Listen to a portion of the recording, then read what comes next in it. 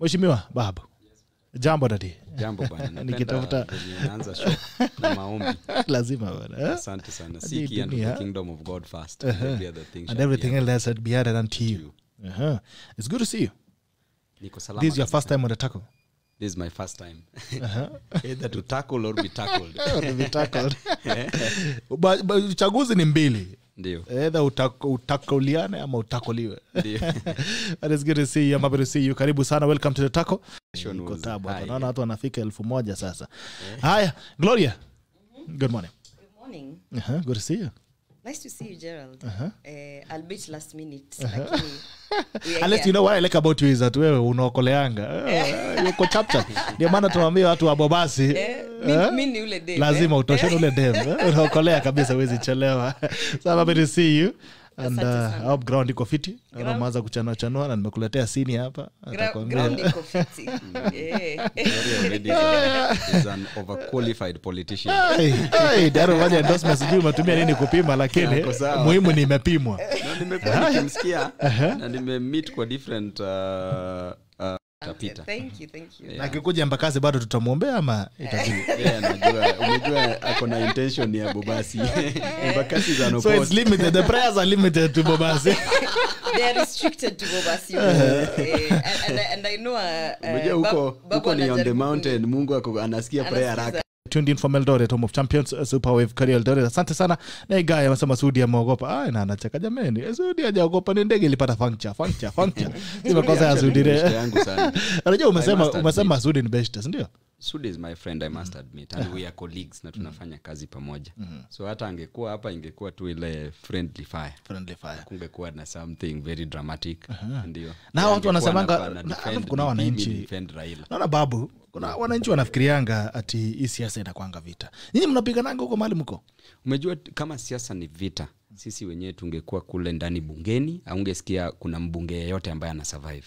Kule bungeni tukiwa sisi tunapiga mastori, tunasema kama Sudi amelima baba vibaya sana, namwambia punguza kidogo, ile ilikuwa below the belt sana. Tuna discuss, mimi pia nikilima DP sana na niambia mazee usiende sana, hebu usiumize mdozi wangu awe na pressure. So mimi naajua wananchi pia wasichukue siasa so personal. Manake politicians hawachukui siasa so personal. Politicians when we are in parliament our work is to legislate, oversight and represent. And the people we are representing ni wananchi wa Kenya. So pale tukiwa kuna ile bad blood. So mi pia naaju wananchi. Hakuna haja kukuwa na bad blood. Hakuna haja kuchukia Babu, hakuna haja kuchukia Sudi, hakuna haja kuchukia baba, ama hakuna haja kuchukia DP. Hii kitu the smartest person wins. Venye umeicheza. Ukichengwa unakubali, maisha inaendelea. Ndio. Alright. Sawa, na sasa lakini nyinyi ndio mnafanyanga wananchi wanalimana. Umejua wananchi pia wanakuwa personal sana. Manake wanataka kuprove a point to their supporters, to their leaders, to their masters. So mimi naaju wananchi jinsi ambavyo governor nani alisema weka siasa, Mandago alisema weka siasa kwa lungs yenye unaweza pumua ikitoka, usiweke kwa heart sana. Lakini bila wananchi kukanyagana kweli siasa yenu ingekuwa ama. Umejua it's also interesting watu wakisukumana huku na huku. Hiyo drama in politics ndio utamu wa siasa pia. Kwa sababu ukiwacha tu hivyo itakuwa so boring. So lazima pia iwe entertaining. Na the entertaining part of it, the entertainment part of it ni hiyo kusukumana kidogo, si ile kusukumana kuumiza mwenzako, but ile kusumana kidogo tu, kuchallenge one another. Alright. Abdullah, umesikia hiyo mambo? Umesikia majamaa wapiganangi bungeni, nyinyi pekee yenu mnakanyagana hapa chini. Anyway, na nchi sijui itakuaje. Lakini sasa Gloria ukiingia pia utakuwa unalimana na Babu. You know, you actually have to ask yourself, hiyo siasa ni siasa ya issues, ama ni siasa tu ya propaganda, ama ni siasa ya personalities. Kama ni siasa ya issues and you are fighting for whatever agenda, kama ni youth ama women agenda or whatever, then if you're passionate about it, someone might think that hiyo kupigana yenye unafanya ati ni umeweka siasa kwa roho, but really it is just the passion that you have. So kama wengine wetu, we are very passionate about youth and gender affairs. So saa zingine you see me shouting lakini it's because I'm trying to push something and I'm very passionate about it. So nafikiria ni vita, lakini ukikaa chini na mimi na kuambia it is time, for instance in Kisii County tuanze ku-elect wa mama kwa hizi siasa. Sasa unajua saa zingine also the public misconstrues passion with fighting. Severally nimeona Babu akisimama kwa podium akiongea maneno nyingi, lakini I believe it is passion. I want to believe that it is passion. Actually the common denominator in politics, Bwana Bitok, ni service to the people.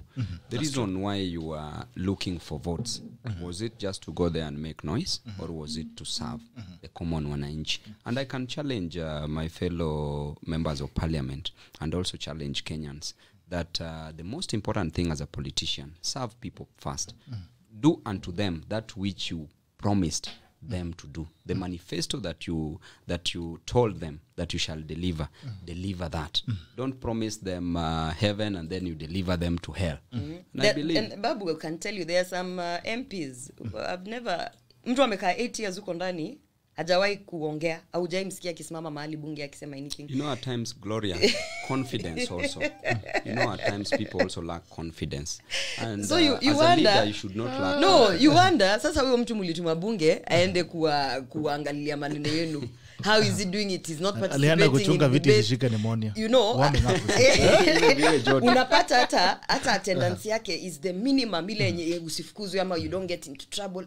They never talk. Yani there are some people hata ukianza kuona ati nani voted yes or voted no, unashangaa huyu ni MP wa wapi, hata sijaimsikia. Yes. Wengine pia to admit, wengine pia mimi siwajui. Unaweza niambia jina mjumbe mwingine lakini sijui ni mjumbe wa wapi. Wakati Moses Kuria alikuwa hapa, nikimuona kisura naweza recognize, but ukiniambia jina, maybe because wengine pia walizaliwa na ile upole. Umejua kuna kila mtu akona brand yake ya siasa. Kama Babu Owino anapiga kelele sana, lakini kwa ground pia kazi ninafanya zaidi hata kushinda kupiga kelele. Sasa kama hiyo kelele yangu iko juu, ujue ground yangu imezidi hiyo. So kazi nayo. So kwa bahati umebalance kelele na kazi. It's important because when I was asking for votes, ndugu yangu nilikuwa napiga hata magoti chini. Na ninaomba Gloria na Bitok we pia, nyinyi ni incoming members of parliament. Nyinyi you are already standing.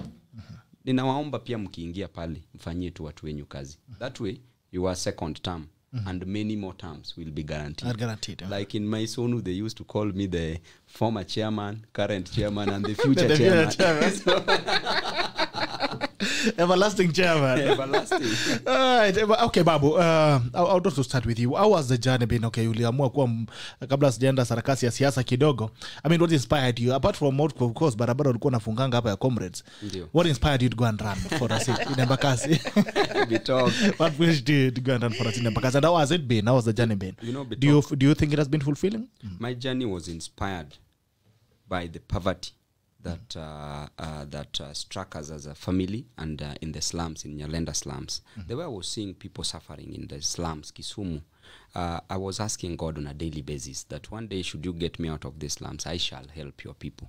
And indeed, that was my prayer. And the way I was seeing my mother suffering, the arrest, rearrest, being taken to jail.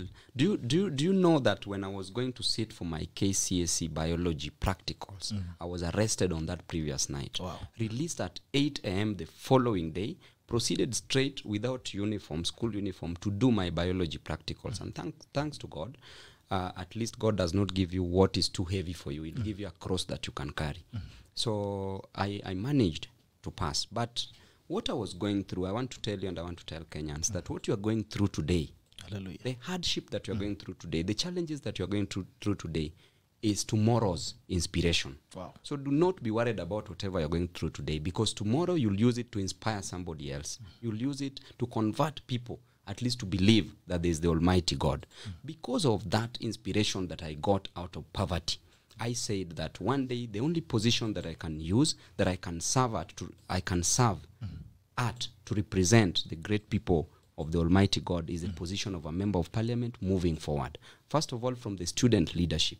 My first time to come to Nairobi is when I received my KCSE results, and my first time to buy a newspaper, Bitok, and this is before the Almighty God, I swear. I bought a newspaper when the KCSE results came out. Then I checked my name in top 100 in Nyanza province. First of all, I checked top 10. Top 10, I missed myself. I wasn't there. Lakini kumbe ulikuwa unajiamini kama ulianza na top 10. Sisi wengine tungeanza na bottom 10. Let me tell you in Kisumu Boys we were 303 candidates. There is no single day I passed top 3. There is no single day from Form 1 to Form 4. That is how I believed in myself. Then I checked my name in top 100, I didn't find. Then started from 100 to number 1, I didn't find. So I concluded that maybe this was not mine. So I went to Kisumu Boys, got my results. Then I told my parent, actually I was called at Egerton University, not Nairobi University. Because of the struggles that I was going through, selling changa, raising school fee, and at the same time I was also selling bang. I've just never mentioned it, but I was also selling bang. But with the intention of just raising school fee, no, so that I could are you still selling it? I don't sell it, but I want it to be legalized. Babu anasema he doesn't sell it, but he wants it to be legalized. So it means if he's not selling, he uses it. Even consumption nowadays, Gloria. I stopped everything. Sorry, interrupted your thoughts. Anyway, please. So I said that I would not attend Egerton University because I was somehow disappointed with the grade that I got. Initially, I wanted to be a lawyer. That's the more reason why later on at the university, I went and pursued law. But I got a scholarship at Millennium Academy, the Cambridge system, to do A-levels. So I decided to shelve my ambition of pursuing my degree. I was called to study business administration at Egerton. Then did my A-levels at Millennium Academy and opted to join the University of Nairobi for actuarial science a degree course. Actuarial science. Then, actually at A-levels I got a distinction. I became number 2 in the whole world in mathematics. Because the Cambridge system. So I was given a scholarship to go and study actuarial science at Southampton University. But I was given 70% scholarship. I couldn't afford the 30% because 30% was around 2 million per year.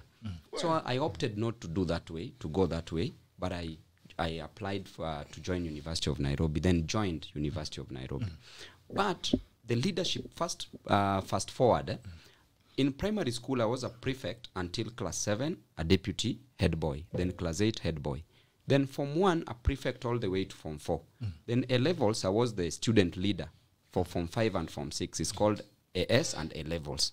Then at the university, now joined the student politics. Then became a student leader and became the longest serving student leader on earth. So you became a dynasty. I was a dynasty. So at the university, I knew that I had that leadership qualities in me. And I said that the only thing I can do to reward God is to serve his people. Then in 2013, I vied for Westland's MP, but to no avail.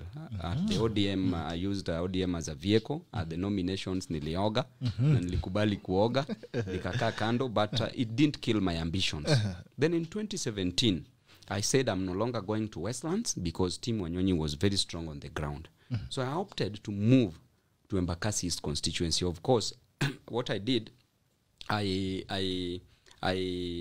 went through all the constituencies with all its pros and cons, the advantages and disadvantages, merits and demerits, and noticed that Embakasi East was a vacant place.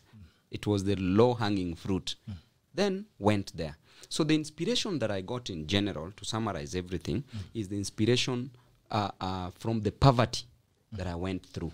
So I knew that if somebody tells me that he is hungry, indeed that person is hungry. If somebody tells me that he is without school fee, I know what it means because I had gone through the same process. So I said that the only way to help these people is not to go the corporate world, to look for a job as a CEO or something else to change these people's lives, because that might have been difficult, but to use the position of leadership to change the lives of Kenyans for the better. All right. That's fair to hear. Gloria pia najua alikuwa na majaribu yake ya dunia kidogo. Yes.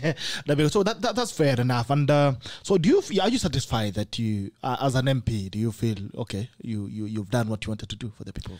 Actually, I'm 101% satisfied that I've delivered for the great people of Embakasi East constituency. And I always challenge in every interview that if there is any Embakasi East resident that feels dissatisfied with my service, just to make a phone call, and you will get none, because deep down my heart, I know I have worked for my people. In fact, my re-election, as we speak, I can tell you, is guaranteed. When I was contesting for MP Embakasi East, I told them that I'm going to be the MP for Embakasi East, and some people never believed. Now, my re-election is guaranteed if it is based on development. That person who is not going to vote for me is not going to vote for me because he or she doesn't like my face. Only that.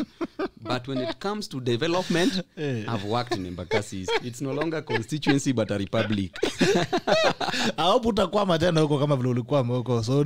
Pale, it depends now, because every time, in Sonu, the problem was every time I wanted to stop contesting, the students could come and beg me that, Babu, we still need you. You're the person who's been fighting for our rights. We still need you around. And even when you talked about demonstrations on the streets, I was doing this deep down my heart.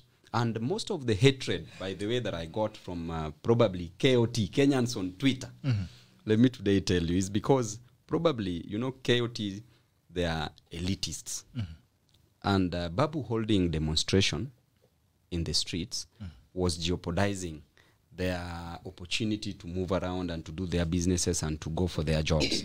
But deep down my heart, I knew that dialogue was not also a weakness. But if whenever I embraced dialogue, I was not achieving the required results. Why? Because when help delayed, a student could not go to class. A student could not get food to eat. A student could not get accommodation. Basically, a student could do nothing. Because just getting fare all the way from your home area, getting that fare, 1,000 shillings or 2,000, to a student is not so easy. A parent toil, sells everything to get that fare for a student to come and report at the university. What about the money to eat, the upkeep? So whenever I saw help delaying, I used to go to the streets so that at least I agreed that niharibu jina yangu, niliharibu kitambo, so that nitengeneze CV yangu na my constituents. So that is why I was going on the streets. And, when we went on the streets, police had to disperse us. So the only easiest way they could use is through tear gas. This tear gas was also inconveniencing the city dwellers. So as a result, people started complaining, Babu is a goon, Babu is what? But I'm an intellectually goon.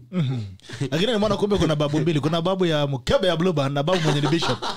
Finally then, before I roll, finally, because there's something you mentioned before I roll to Gloria. You've talked about help.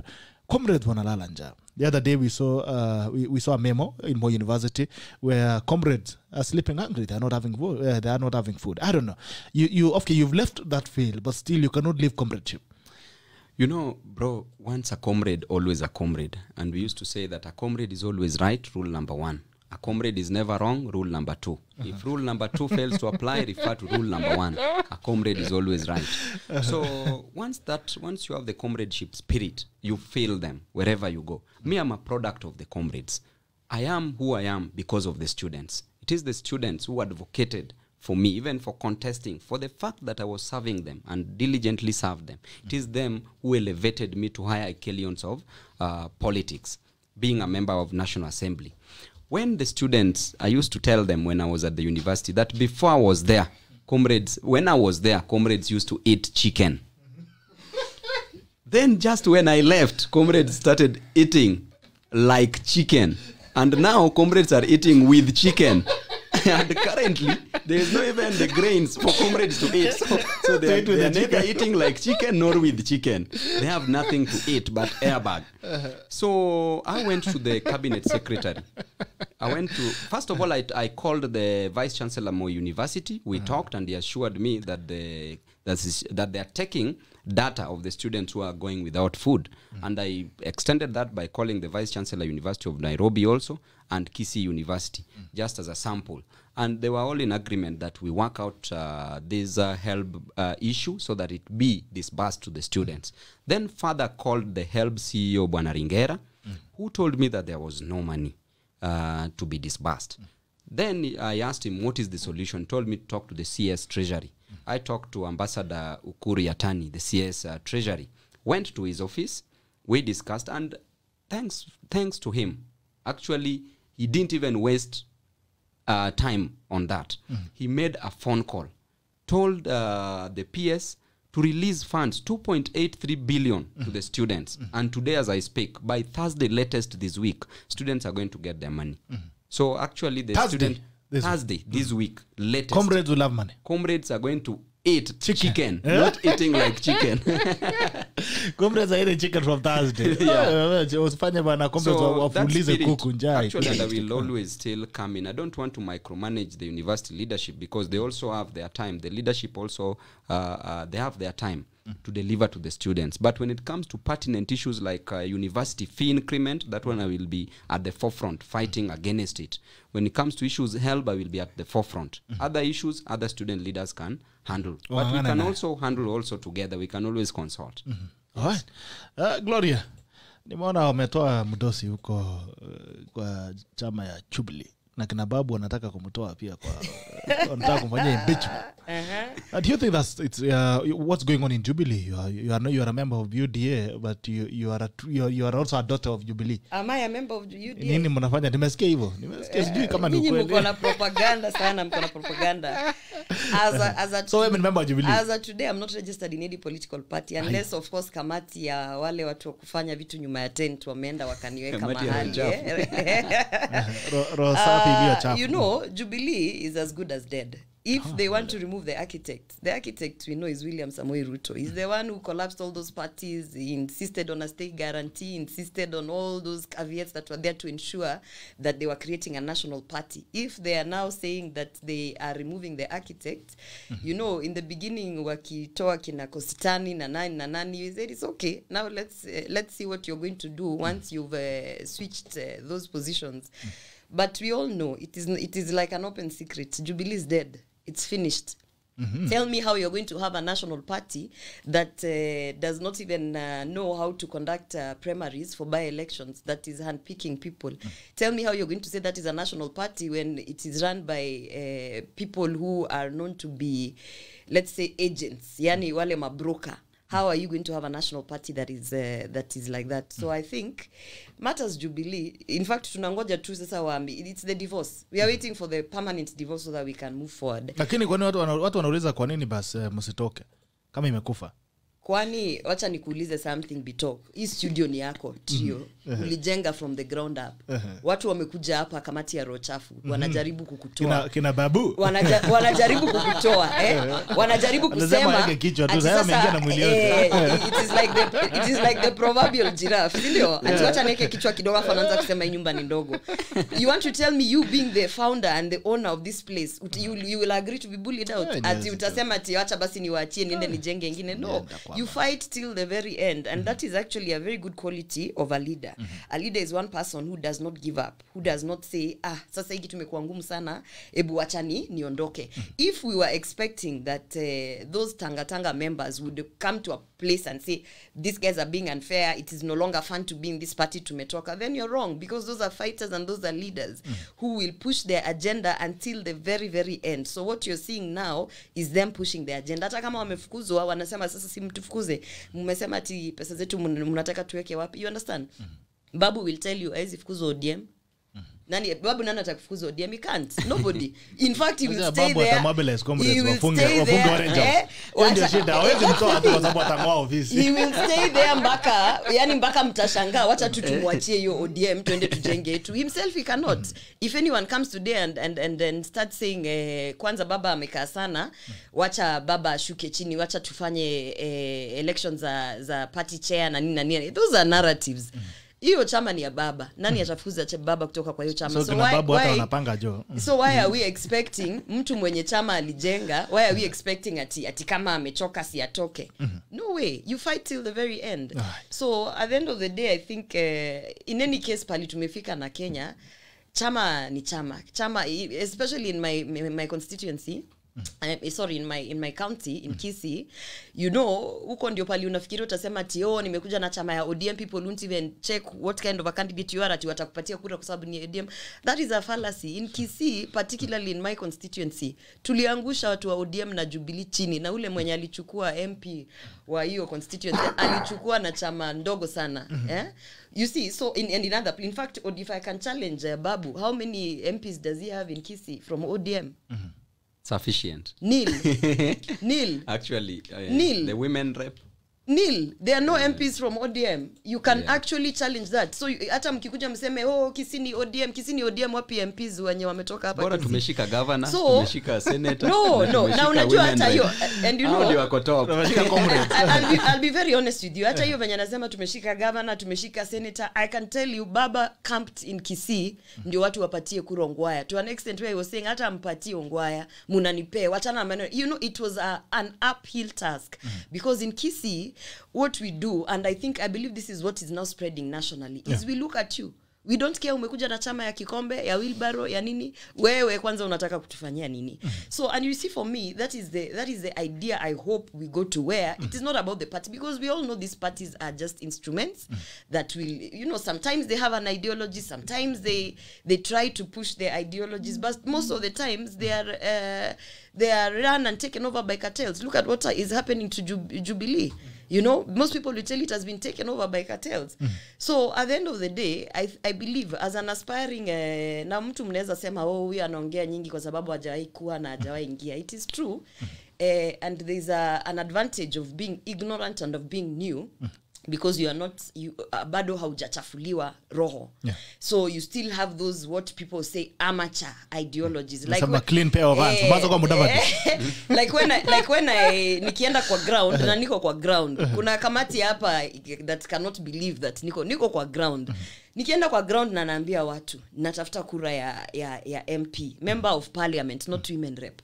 You know, the first thing in Kisii is that they are so shocked. You know, some of them will tell you, endo utafute ile kiti ya mama. Some of them will tell you, sasa umeconfuse. I think unatafuta ya MP ama ungoje BBI ipite, uchukue ile ya mama ya Senate. Mama 180. But you see, that shows you that shows you that one of the things as women generally, hii kitu ya kuambiwa kitu atiende ukae chini watoka hapa ni kwa alafu unaenda unakaa chini. When are we ever going to lead? When are we ever going to actually bring what we have on the table?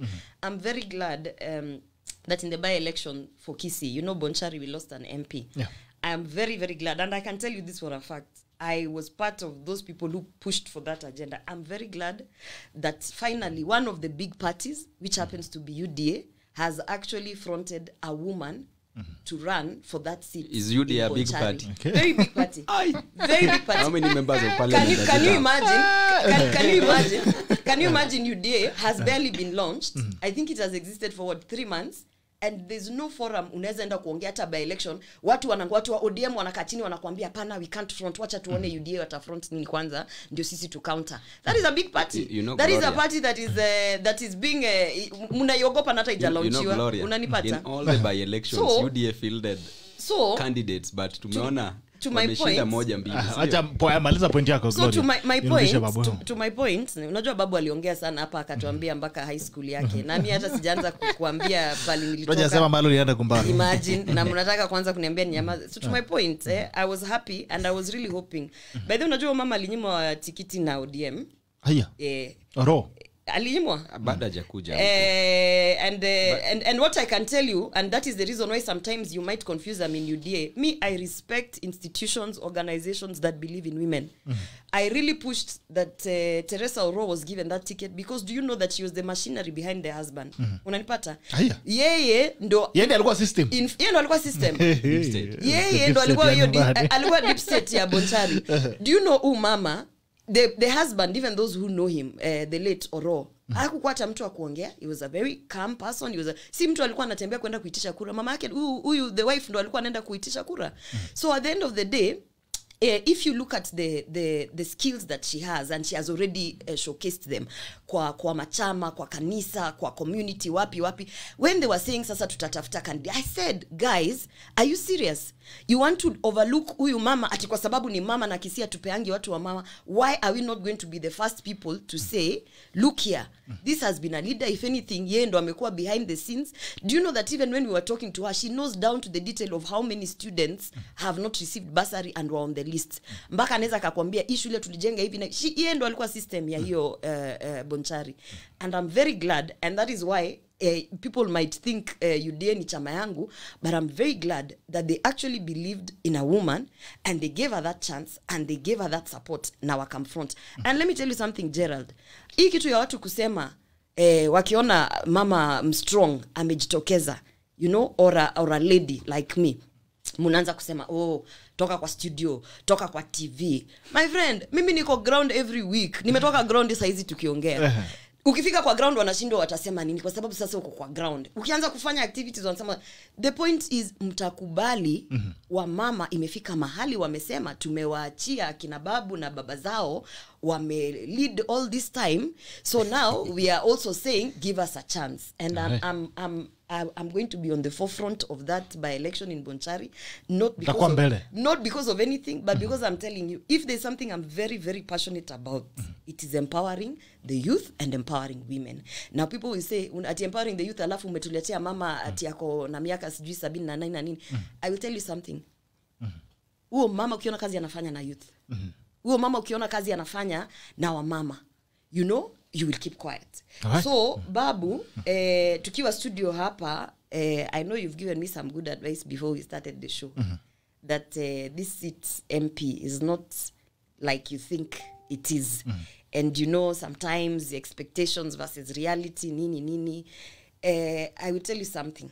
The advice I want to give you, because you know I can give you advice, Babu. Yeah, it's true. Ukienda uangalie CV yangu hivi uone zile vitu nimefanya, pia mimi si mchache, nimetosha. The advice I'll give you is, some of us have seen the work you've done. Some of us have seen the mistakes that some of you have done. And we have learned from your mistakes. And we are going to refine our performance when we get in there. Particularly myself. That's what you'll fix. We are going to fix it. Haya, watu wakisi. UDA inaweza ama iwezi? Mnapanda wheelbarrow ama mnakula machungwa? Watatuambia. Wewe unafaa uliuze mimi. Sasa umesema UDA na umeniambia. Mimi nimekuambia hata leo and mimi nangoja posta. Hiyo ndio utapigia kura. Posta, Gloria. I challenge Babu na nilishamwambia tuliongea nyuma ya tent after we were in another interview in another TV show. And I said I challenge this your party ODM. Unajua kwa nini watu wengine kama sisi brilliant minds we stay away from that party? We have seen what that party has done to people like us, to the youth, to women, to young women, the space that it has taken away from us. So nikasema, I challenge you, create an environment for people like us, akina Gloria Orwoba, young leaders, women. Create an environment where we can prosper. You know, I won't be sitting here and talking about other parties. I think I need to respond to that. Na kabla ujianda hapa kwanza, Anko Willy, mnafukuza kwa chama kwa nini? Na mlifukuza ODM. Anko Willy anajifukuza. Mmefuata tena Jubilee. Anko Willy anajifukuza mahali popote anaenda. Unaona ODM alitoroka, akatuacha pale, bado tuko solid. Tena Jubilee tena ametoroka. You know, acha nikwambie my brother. Because I think Anko Willy is running away from responsibilities. Number one, DP himself told us the manifesto for Jubilee. That stadia would be constructed. We haven't seen any. That children, pupils, will be given laptop, both at the primary level and at the secondary level. Now, a child who was in class 1, now is in class 8. This child, you promised her or him a laptop in class 1. Now in class 8, you want to deliver a wheelbarrow to this child. Definitely the future is dark and there is no light after the tunnel. Because should we go technology-wise or should we go the Stone Age period? Those days when we had the Zinjanthropus, I don't know what, but by the end of the day, Kwenu EMBAKASI babu, hakuna wheelbarrow, unajua wheelbarrow EMBAKASI? It's not about fighting the wheelbarrow. It's not about fighting the wheelbarrow, but it is the ideology that is the Stone Age. Yes, there are wheelbarrows. There are wheelbarrows. There are handcarts. But do you want to say that that is the life that you long for your child to live? Do you want to say that when I go back to my house, having driven a wheelbarrow, number one, my hands will be so rougher than a stone. Even in a family setup, Gloria, you don't have the opportunity to please your wife. Inaharibu hata ndoa kwa sababu hiyo mkono iko ngumu kama mawe. Nikikosa Gloria atafikiria huyu jamaa ananikanyaga ama ananishika. Hiyo wheelbarrow unajua ukishika inaweka mkono inakuwa kama mawe. Utadhani unakanyagwa ama unashikwa. Sasa my brother, the ideology You know, when you want to be a president, yes, you feel like you want to resonate with the youth. It's not bad. Yeah. But resonate with the youth with the correct ideology. Do not come with the idea of the wheelbarrow when, number one, you yourself, you went through primary school, nursery, primary, secondary, and eventually to the university, and you are also a doctor. So you are a doctor who has a PhD, who wants to advocate for somebody else's child to drive a wheelbarrow. Why don't you promote education so that at least wherever these children, wherever you have reached, these children can also get that opportunity to reach that level. You know, my brother, when you go to an extent of just coming to preach the wheelbarrow politics and thinking that, you know, Mama Mboga needs that wheelbarrow so much. Let me tell you, it is not because Mama Mboga anapenda kuuza nyanya juu ya hiyo wheelbarrow. It is not because yule mtu mwenye anajenga anapenda kwenda kwa hiyo ujenzi. It's because we leaders, we've denied an opportunity to these people. We've not elevated these people. We've not delivered to these people. Wewe kama DP ulikuja na manifesto ya kuchange the lives of Kenyans. 1 million jobs per year. Then you'll say that wewe utapewa kazi. Then kazi yenye unapewa hakuna kazi. In fact, there is no job provided. Wali create hata hii nini ya body ya ku oversee to ensure that jobs are created in this country. It's no longer working. It's defunct. But as a deputy president who wants to be a president, give us the right ideology. Sell yourself rightfully, not by use of wheelbarrows. Because in this nation, my brother, tukitoka hapa nje, tuingia hapa Kibra katikati, kila mtu upate anaendesha wheelbarrow. How will you feel? Everybody upate kuna wheelbarrow. How is that nation? That is a doomed nation, truth be told. So it's not about fighting the wheelbarrow as a tool, but bringing the ideology that you must be retrogressive, that you must live in the Stone Age period, in the Zyganthropus period, the Homo habilis and Homo erectus period. That is what we are fighting, so that at least we change the lives of our people. Right now, as a person who having gone through the struggle, the same way the DP went through the struggle in his childhood. DP's first gift from President Daniel Toroitich Arap Moi was a car and a piece of land. Are you sure? That is what he said. Was a car and a piece of land. His first gift to our children is a wheelbarrow. Are you seeing the difference? So if he was given a wheelbarrow, then would he be a deputy president? He would not be a deputy president. So let us create the right opportunity for our children. You see, this country, we are in it. We'll stay in it and we'll live it. We are leaders today. Tomorrow will not be leaders. The other people will be leaders. Okay. By the end of the day, create a nation that is going to support the generations to come. Let us not just look at the next general election, which is 2022. After gaining that interest, you will only have 2 terms to serve. Then after that, you will go home. There's something you're talking about ODM. Will you respond to ODM so before I take ODM, it back to Gloria? Gloria has really castigated this ODM, my brother. And she said that ODM does not give opportunities. BABU OWINO is here. Member of Parliament, ODM. ODM gave him an opportunity to serve. Caleb Amisi, a youth, Member of Parliament, ODM, given an opportunity to serve. Teddy Mwambire, a youth from Ganze, Kilifi, given an opportunity to serve. Let us not cry at times more than the bereaved. You know, you are dancing probably before the main dance because you've already fixed in your mind that ODM is a bad party. Gloria has even accused us that that the lady who is contesting in Boncharia, that ODM denied her an opportunity. This lady has not even stepped within the precincts of ODM house, of Orange House. So it's not that ODM denied her an opportunity. It's that DP ran to her to give her that opportunity to contest with that party first, because DP has already known that there will be those emotions. People's emotions will be whipped by the fact that this is the wife of the former member of parliament. We are not admitting, we've not already fielded a candidate there, yeah? So, but we are in the process of doing so. You can field a candidate for 2 reasons. Number 1, to win. Number 2, to ensure that at least you have that structure everywhere in the country. So it's not just a matter of winning alone. But again, we can win it. And she said that 2017 elections, Kisis voted for Raila Amolo Odinga. Kisis voted for a governor. Kisis voted for a senator in ODM. Kisis voted for a women rep in ODM. The top leadership were from ODM. The other positions for members of National Assembly, yes, I can also commend Kisis that they are democratically mature. By the fact that they can elect even independent candidates from other parties, they're democratically mature. But when it comes to the higher positions, they are very keen to note that they should not lose their votes to those who don't deserve it. they only give that person who can change their lives, and that is Raila Amolo Odinga. Talk. You know now sasa ameleta maneno nyingi. I'm wondering which one to start with. Maybe you need to guide me. Bottom up. Wacha nifanye you know, as we believe in bottom up, sisi watu ambao tuna subscribe to the Hustler Nation movement, we believe in bottom up. So let me start by saying maneno ya Kisii, Babu anafaa achiwa Kisii waongee. When I come to studio and I say that my first girlfriend when kuna you know, at the first girlfriend is a Kisii, kwani so so anajaribu kusema kwani that thing is it's transmitted by what no. So what I know for a fact, and that is why I sit here and I speak on it, is that during the funeral, because of the good reception that Mama Teresa received, because a lot of people in that community understand that she's actually the person, she's the system behind that Bonchari seat. She actually was pursued very heavily by ODM. Ongwae actually handpicked her, went to talk to her, akamwambia maliza maneno ya matanga, tupatane wapi? Nairobi. And at that point, they actually saw the value, they saw her leadership skills, and they saw that, by the way, as much as we had Mzee Oro, kumbe system nyuma ya Mzee ilikuwa ni Mama. So they really pursued her.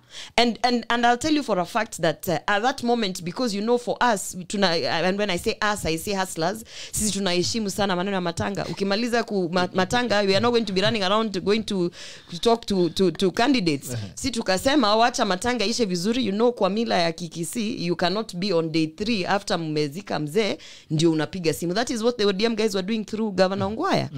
Now, which actually at that moment, because she was also not, unajua mtu amefiwa, sasa hayuko stable, nini. Later on, her family and the community were pushing her and saying, ule ambaye amekuoffer ticket wa kwanza, wewe chukua. Kwa sababu, you know, they were saying, us tutakuvutia, we are going to vote for you even if ni party gani hatuna haja na chama, lakini si we believe in influenced the ideology that is being used for the 2022 elections, which is the Hustler Nation movement. So, you know, we have to appreciate one thing. If we never brought the wheelbarrow to the forefront, do you know we would not be talking about the hustlers? Now that we are talking about the hustlers, now that we are talking about the wheelbarrow, which as you can see, Babu Owino, ni kama hiyo kitu, ni kama akona trauma from past experiences. Akisikia wheelbarrow anasikia ni shida. Here's the thing. The wheelbarrow is a symbol. And the thing that it's symbolizing is it's symbolizing the underserved communities, the poor, the hustlers, and when I say hustlers, I'm not saying hustlers are poor people. I'm saying the people who wake up in the morning to work hard. Sisi tumekuja studio hapa saa ngapi? To come and do our advocacy, to come and do. People who actually believe that hard work pays. It is a symbol. And now that people have understood that there is a symbol, you know, you cannot. Babu has gone to university. He was even lecturing us the other day. Alikuwa anatufanyia YouTube classes. You want to tell me he does not understand a symbol? That when someone is talking about wheelbarrows and using it as a symbol, they're not practically saying that when I get elected, I'm going to buy millions of wheelbarrows. Not a symbol. He was now, giving. On the idea of giving wheelbarrows, on the idea of giving wheelbarrows, I want to ask Babu. For instance, let me just speak very, very clearly. I will speak of Kisii County. We have a market called Darajambili. That market for years and years and years has been dilapidated, so, you know, at one point when the people come to you, and I've had this experience, Babu has had that experience since he's elected. Mtu anakuja kwako anakuambia, mimi saizi pali niko ninauza mandizi. Natoka mandizi kutoka Darajambili, natembea mpaka huko mbele wherever, alafu, and what I need to do, I need to move with my merchandise. You tell them, no, nataka kukusimamishia stall. Mtu anakuambia, hapana, mimi ninatembea kutoka Darajambili kuenda wapi na nataka kumove na merchandise yangu. Now a person like that, you want to tell them, no, sitaki kukupatia hii wheelbarrow yenye unahitaji, yenye unataka kupewa, wacha kwa sababu nataka kukutoa pale kwa hiyo market nini kuja nikutengenezea pake. You know, sometimes you know, sometimes we have to be very practical. We have to be very practical. Wheelbarrows exist for a reason. There's a reason we still have wheelbarrows in Kenya in 2021. Nimesikia Babu akisema, you know, me I'm a TVET poster child. Amesema hapa some very big words those PhD holders use. I don't know which years, what. Problem with you don't understand. You don't understand the intellectual balance. At the end of the day, I wanted to ask him. Complete your thoughts. Yeah, but I wanted to ask him. Please ask. why do wheelbarrows still exist In in Kenya? You know, Bitok. And very quickly, then we roll to another conversation. I started by talking about what a wheelbarrow means to a common mwananchi. I explained well. Na kuna mtu ameuliza pia machungwa ya ODM. Yes, I will talk about it. Machungwa now has been used symbolically. But wheelbarrow is being used practically. And there's a reason why you have 2 ears and 1 mouth. To listen more and talk less. Why? Because everything that I was explaining, you are misrepresenting it to mean another thing altogether. I talked about the ideology behind it is what is not good for the Kenyan citizens. But when you come and give, practically you give a wheelbarrow, that is a problem. You see, because if you want to show a child, show me what you can give unto me and plant an idea in my mind so that I see how I can move my future how I can run my future huko mbeleni. Let me tell you something about Gloria, whatever I've noticed. Gloria huyu ndio sasa a definition of a watermelon. And in fact, just to joke about it, if you leave Gloria in the house as your lady, be worried because you don't know the time she will pack and go. Why am I saying so? These are the instances. Number one, when she came here, she started by saying that she's not a UDA supporter. Now she's supporting UDA. I am not a member. I am not. Don't put words. I am not a member. I told him I am not a member. Where have I been registered? But you're a supporter of UDA. I am not a member. So yeye ndo akona degree na hata elewi. I am not a member. And I said I empathize. Yes, I'm not a member of any political party as at now. You're not a member as at now. But you support a UDA candidate. Now keep quiet. I talk. Okay. Because if it is interrupting, then we won't converse. Speak facts. Now the first fact is, impliedly she's not a member, but expressly she is a deep member of UDA. Factually, I am not a registered member. Number two, just keep quiet. You know, if I were interfering with your conversation, but you were. let him finish. Let's Babu. Gloria, you can go on. I think you've won.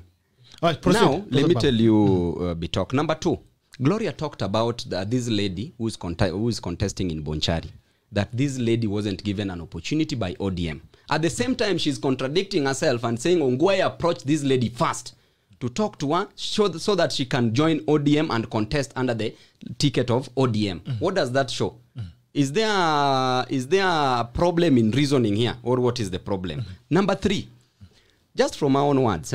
Number three, we talked about Miguna, NRM. She said that she was a member of NRM, which means that she wasn't a member of ODM.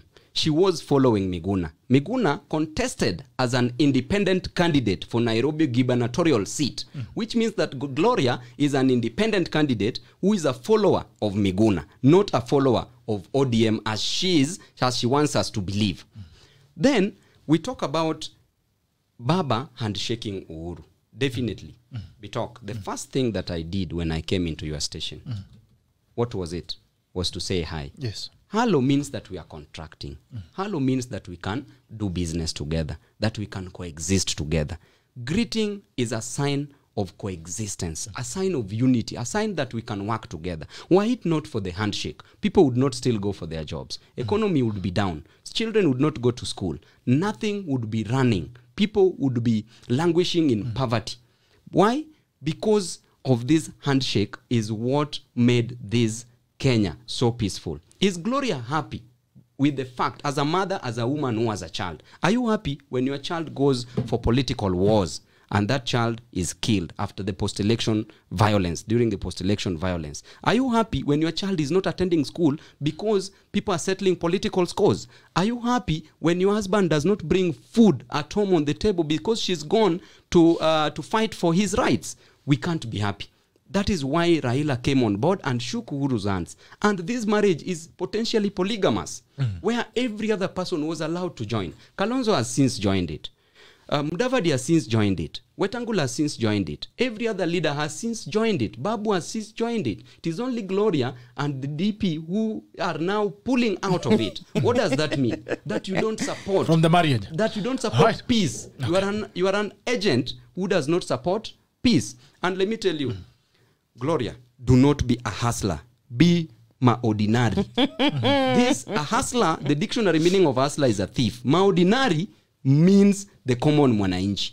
So this race is going to be the thieves versus maordinary. Sisi kama maordinary ni wananchi. Haya, turudi kwa maordinary. Ndio. The fuel prices that we saw the other day. Today petrol Nairobi is at 122, diesel 107. You said in parliament. The taxes were passed in parliament. ODM has been put on the spot as part of the people. Raila Odinga mobilized ODM MP to support the bill that was supposed to add 8% on fuel.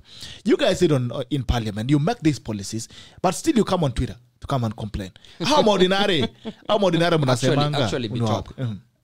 Raising the value of fuel raises practically everything. Yes. And the economy and the common mwananchi, the maordinary, are going to suffer. Because the moment you raise the price of fuel, you're actually raising the price of transport. Transport cost will be high. The farm produce that is being transported must also be high. The products that we are going to buy, even for whether manufactured or directly from the farm, are going to be high. What does that mean? That the common mwananchi is going to suffer. Yeah. So this thing is going directly to the common mwananchi, the mtu ordinary pale kwa ground. So me in parliament, when this thing came, I highly opposed it. Raila Amolo Odinga never supported this thing. If any member of parliament supported this, probably number one are from Jubilee government. Maybe I need to get you a video. We have a video for that reference. I think we'll pull it. Then I'll give it to these guys. I'll watch that video because if any other person supported it from ODM, then it was as a personal initiative, not that it was a directive. From Baba never told us to go and vote for that bill. And personally, I didn't do it because I know what the common mwananchi, I know what mtu ordinary feels on the ground, that pinch that person feels. And as we speak now, the fuel prices should be lowered. And so why are you not guys doing this? We are appealing to the president, actually, to ensure that this does not take effect. Okay, which is it's already taken effect. It's on the pump. It can be rescinded. It can be rescinded. Yes. Your president is your friend. I hope you're going to file. The other day declared that this guy is my friend. Maybe you what do you think about allow the me on that. It's funny that someone says that not someone. The video on BABU OWINO said. I want you to be objective. I'm very objective. Yeah, I'm actually. I don't want you to be emotional. I'm so objective that I'm not going to respond to the fact that he is calling me a watermelon. And there's so many names I can call BABU OWINO in studio today, but I'm an objective politician. You're allowed. So therefore, I am not going to. I will take the upper ground on the issue of fuel prices. Someone who's in government, and when I say someone who's in government, Baba actually managed to convince Uhuru Kenyatta, the president, who has all the instruments of power, to give him a budget to run around and push for the Building Bridges initiative. And I don't believe that took more than a month. You understand me? They sat down after they shook hands, wakakaa, wakapewa 14 task force member, pia walikuwa nalipwa allowances. That didn't take long for Baba to convince the president, you know. So, for a person who's in government, who sits at the table, who actually attends very senior level meetings that the deputy president has been locked out on, for a person who Baba has is that... not in government. Sasa unaona sasa. I'm being very, very objective. Okay. For a person who sits on those tables and who is in government, we know he's in government, and that's the reason why he's able to influence, even when we had the cabinet reshuffle and award his people different kind of seats, including CAS and whatnot. For a person who understands the plight of the people, because that is what Baba is supposedly saying he's doing, then the moment, this should have never even hit the actual news. You understand? The moment it was being taken to parliament for debate, this is when Baba should have swiftly used his handshake influence and actually gotten the president to stop this before it gets any further. So to now go back on Twitter and start saying we are appealing and writing for us letters from the SG, I've seen Sifuna aliandika barua kutoka chama, things like that. Hizo vitu, when you were pushing for a budget from BBI, we didn't even get press conferences and things. They got it like that. When people were saying that we cannot spend this and because we have COVID, they got their money like that. When they were pushing for the money in IEBC to get the signatures verified, we didn't have to get to the point where Baba is appealing to the president. He literally walked into State House and got things done. So if this handshake really was to benefit the people, if Baba really is about the people, you know, certain things like this we really look and we ask ourselves, okay, so now ulisema sasa uko na system, na ukiwa na system then you can fight for us. Uko na system, uko ndani, unakaa kwa hizo meza. Why are we paying how much is it now we are paying for fuel? Why are we paying 122 shillings per liter? You understand? So maneno ya kukimbia court akina Babu Owino kwenda kutuandikia huko Kenyans on Twitter is the same one who has said Twitter is for the elite. Did you see me writing? But at the end of the day, wakifika mahali wakwame, they go back to the elite. So we need to sincerely ask ourselves if really that handshake was for the benefit of the people here being hustlers. And I know Ordinary. And I know that you might want to take away that terminology, but the fact of the matter is that I wake up every morning to try and get things together. I'm a hustler in my own respect. Bankers who sit at the teller to H2, those are hustlers. I'll even tell you, a pilot who is in the Kenya Airways and is doing his time and collecting his future, that is a hustler, because he's working hard and he's working hard, and he believes that his hard work is paying. Now what we are fighting is working for his needs. No. Let him finish. And you know, at the end of the day, you can't impose on me and say, no, stop being this. I believe that I'm a hustler. I truly subscribe to the ideology that we should build this country from the bottom up. In fact, when you're complaining about fuel prices, I'm more concerned about the domino effect that affects the underserved regions, not about the car that I'm going to fuel, but more about, like Babu said, when the price goes up, every single thing, paka the Kadogo industry is affected. So at the end of the day, we are wondering, Baba is in government and he lets this happen. So is he really looking out for the people? Yeah. Okay. Babu, it's your time to respond. Very quickly, and then we will now roll to something else. I think Gloria, on the hustler narrative, I think you are not right. Because number one, a pilot who is earning his money or her money rightfully without stealing is not a hustler. A hustler, as per the dictionary meaning, the literal meaning, the golden meaning, and the purposive approach of the meaning of the word hustler is a thief. Maordinary means common mwananchi, mtu ordinary. So the dictionary meaning. So not unless you want to come up with another meaning, and it's only Babu Owino who's allowed to do that because of TB Mantialala. Because I'm the only one who knows what it means politically, religiously, and socially. But generally, Gloria, you are going to be a member of parliament, inshallah, God willing. Amen. And you said you're praying for him. Definitely, you have to pray for her because she's a youth. We can only differ ideologically. But anything matters youth, I must support. This idea of having hatred in ODM, like there's somebody who disappointed you in ODM, definitely it can't be Baba. So let us shelve that aside, and let us not say that this ODM, after elections, after 2017, now you joined it through NRM.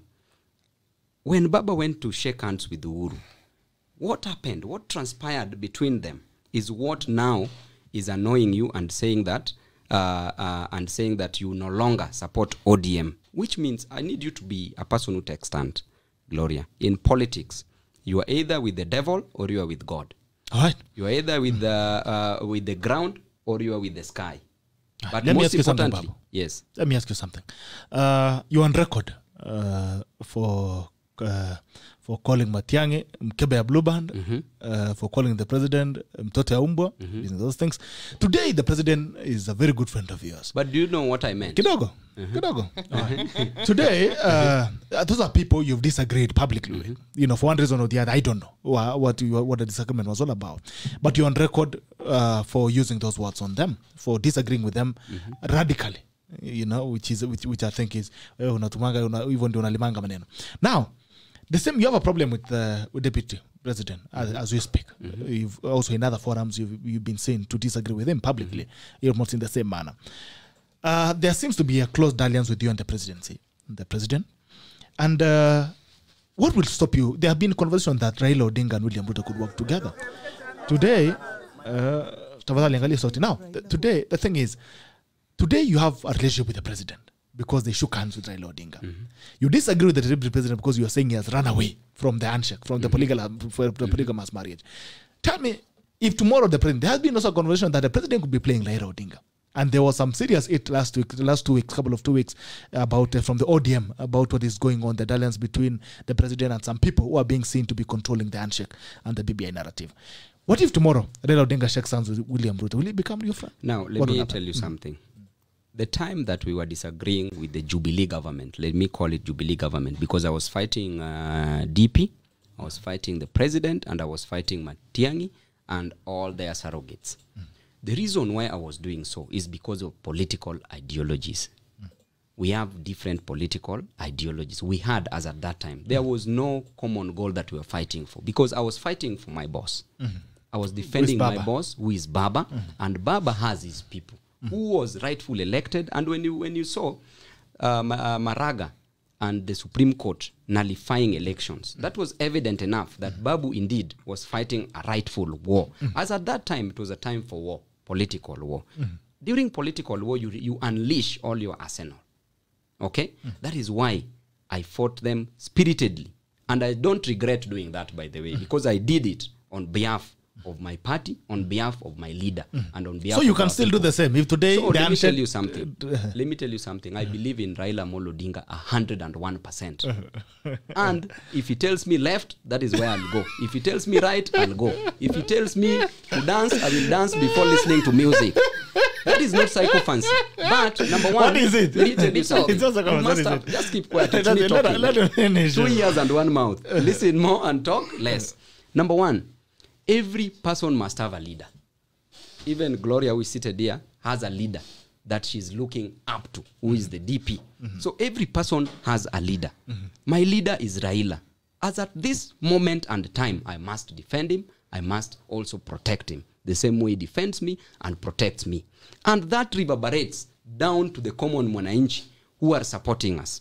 During that time, this notion that people always say Babu called Uhuru's mother a dog. Today, let me explain to you. Oh, please. To tell you that media misconstrued it, and some people also just misrepresented what I meant. Number one, I was comparing presidents. The first president I said, kama Bagbo, and I want to repeat the same words, kama Bagbo alitolewa na wananchi, wewe ni nani? Bagbo was perceived to be a dictator, president. Kama Yahya Jammeh alitolewa na wananchi, wewe ni nani? Dictator, president.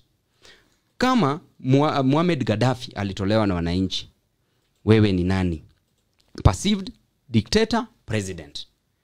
Wewe ni mtoto wa mbwa. Kwanza wewe does not mean a president. But I said wewe. Just wait first. Right. I said wewe. Wewe ni nani? Wewe is the president's other name called wewe. Elias name? No, that is out. Number two, wewe ni nani? Wewe ni mtoto wa mbwa. If these are bulldogs who have been removed by the people, you are just like a puppy. You are still young.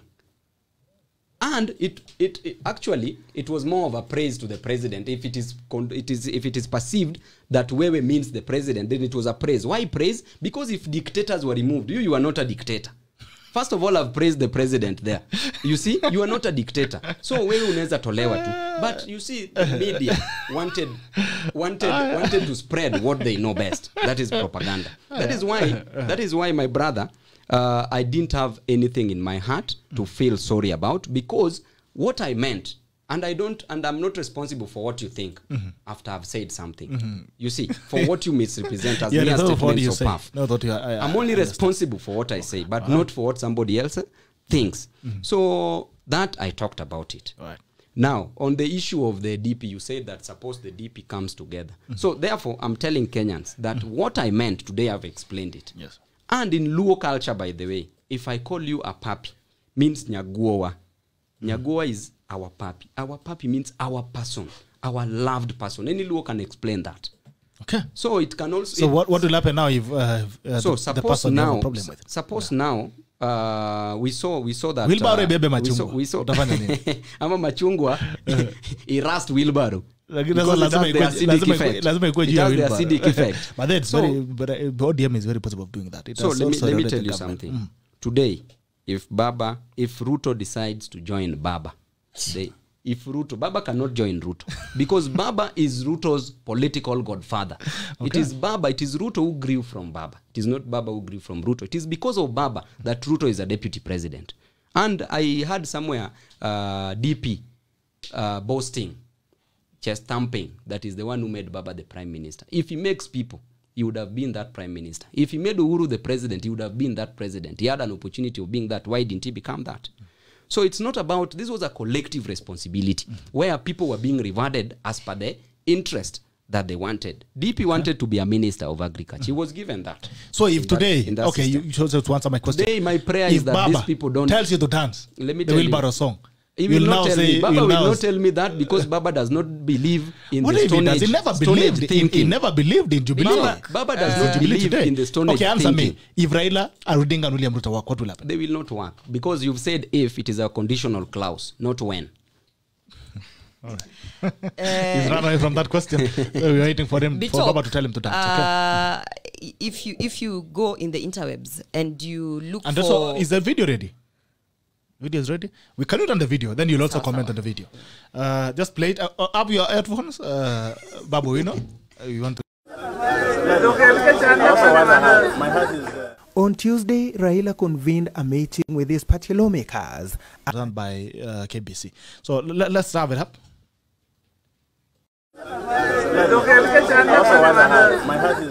On Tuesday, Raila convened a meeting with his party lawmakers, urging them to set aside their reservations and fully back the Financial Bill 2018, which introduced 8% tax on petroleum products. Even though the session was marred by acrimony, the bill was passed by legislators and has since been signed into law by President Uhuru Kenyatta. And Saturday, the former Prime Minister expressed gratitude to his party MPs for towing the party line by backing the passage of the new laws. Odinga said the move is difficult, but was right under prevailing circumstances.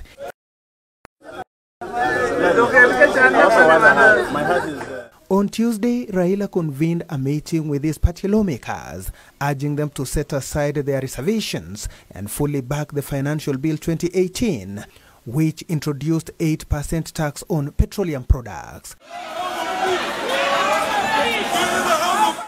Even though the session was marred by acrimony, the bill was passed by legislators and has since been signed into law by President Uhuru Kenyatta. And Saturday, the former Prime Minister expressed gratitude to his party MPs for towing the party line by backing the passage of the new laws. Odinga said the move is difficult, but was right under prevailing circumstances.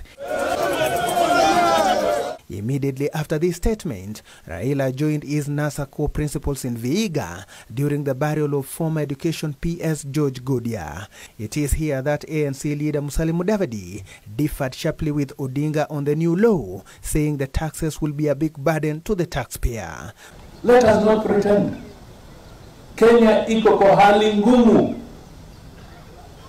Hali ngumu sana. Na mimi nimekuwa waziri wa fedha. I can tell you Kenya is a candidate for debt rescheduling. Mudavadi wants the president to relieve some of the cabinet secretaries of their duties over what he termed as failure to advise him accordingly on matters touching on the economy. And I'm telling President Uhuru that don't take responsibility on some of these characters. It is your turn now. Now that you have signed the bill,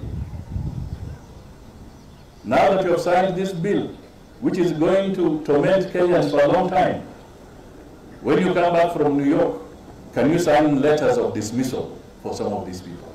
Raila, however, steered clear of the taxation issue, only drumming up support for the Building Bridges initiative, saying it will help address major historical issues that remain unresolved. Mambo ya ubaguzi kimaendeleo imezidi. Mambo ya wizi ya ufisadi imezidi. Mambo ya wizi ya kura imezidi. Umaskini imezidi. Mambo ya ukosefu wa kazi kwa vijana imezidi. Kwa hivyo hatuwezi kuwa na raha na ustawi. Ndio sababu tukasema tunataka tuangalie pale tuliotoka mpaka sasa. Mvua ilianza kutunyeshea wapi na suluhu ni nini? Ford Kenya leaders Moses Wetangula. You know I'm laughing because Babu is really good at spinning narratives. As a spinster. Unaona venye ametu explain hiyo maneno ya umbwa na sijui nini sijui na what. He's excellent at spinning, but this one you can't spin. Baba backed that bill. He actually supported the 8% increment on taxes, and now that the repercussions we are feeling it, that is why I asked if Baba is sitting there in government and he claims that he is out here to support the people, why would he let such a thing happen to his people?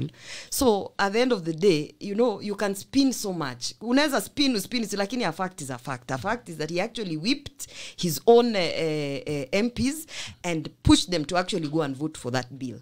Now, I don't blame the MPs, because as you have heard Babu saying, he has his own master. He has actually said that is his boss.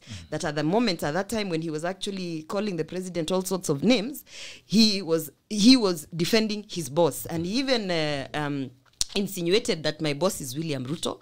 I have many bosses, and insinuated that my boss is William Ruto. So sometimes I wonder if they are allowed to be the cows that they are, to follow their master.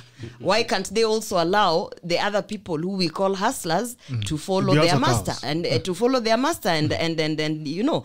So you know, you can't come and say on one hand, let us understand we have a boss, sisi baba akisema tunafuata tusikizi nini, lakini on the other hand you are calling Gloria watermelon for actually believing in an ideology that is going to empower the youth and people in the underserved regions. You get me?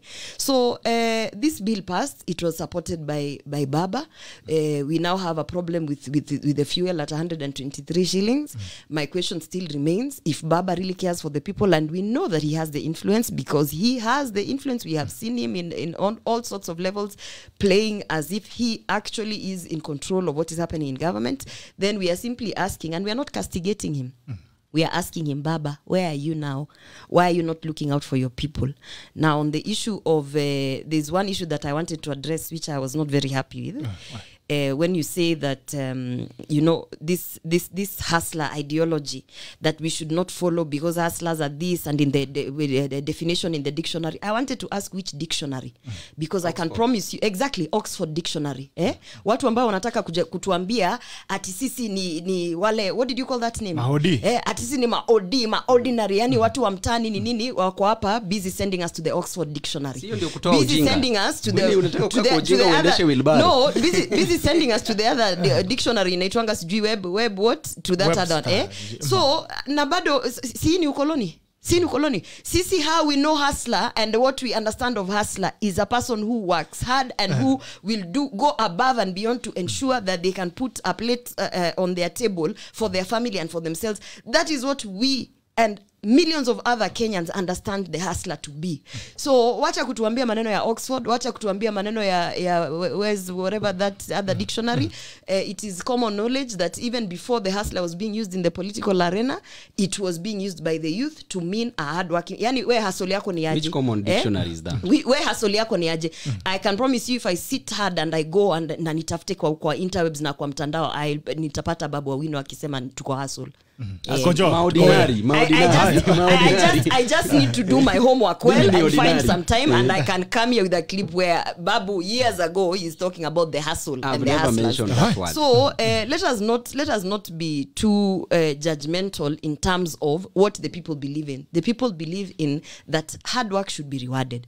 The thing that we are fighting the most, we talk about this whole conversation, and unasikia tukisema the bottom up. So umesikia hata president huko Amerikani Biden. Yes, ametufuata. We have to build it's from not where Biden. I want to we have to build where we have to build from we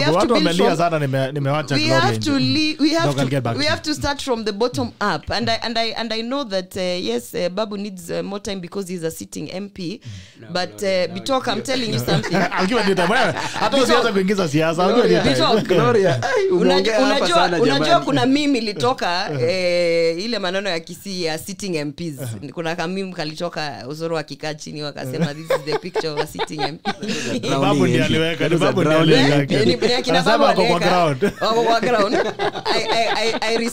I respect my sitting MPs so much so, but I want to really say that at this moment, you asked him a question, if Raila was to go and work with, Yes, William Ruto. And he kept on saying, by the way, it is not us who are looking for. Baba cannot go and work with William Ruto. It's William Ruto who will work with Baba.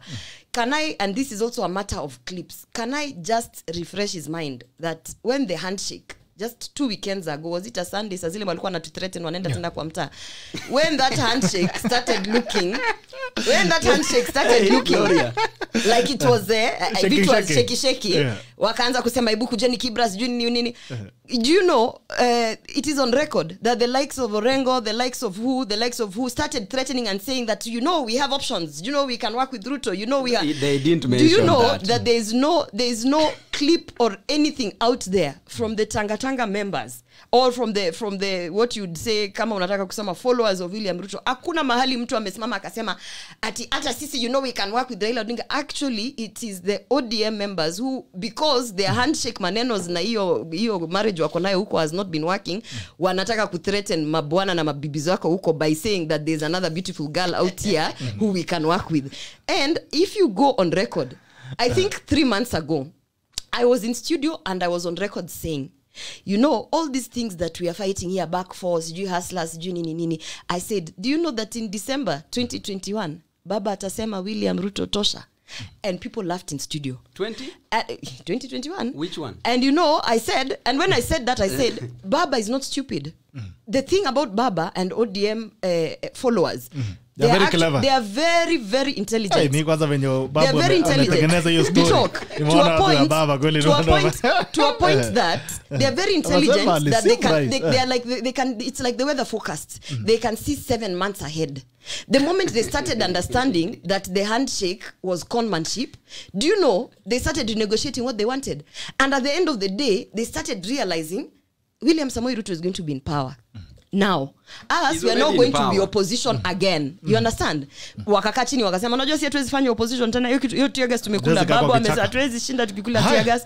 So they started warming and paving the way, and as we are speaking, we know very, very well that the ODM team is pursuing very rigorously that that we can work together, pursuing and trying to tell them wananchi that tunajua William Ruto is still young, is still a young hustler, is 54, so therefore akichukua prime minister BBI ikipita atuachie president term moja. Unajua by that time Raila Odinga would be 80, he's not going to run again for presidency. After that tutakuachia ile maneno ya ati wacha fanya hii moja alafu kuachia. And the question I like that you asked him that he has refused to answer.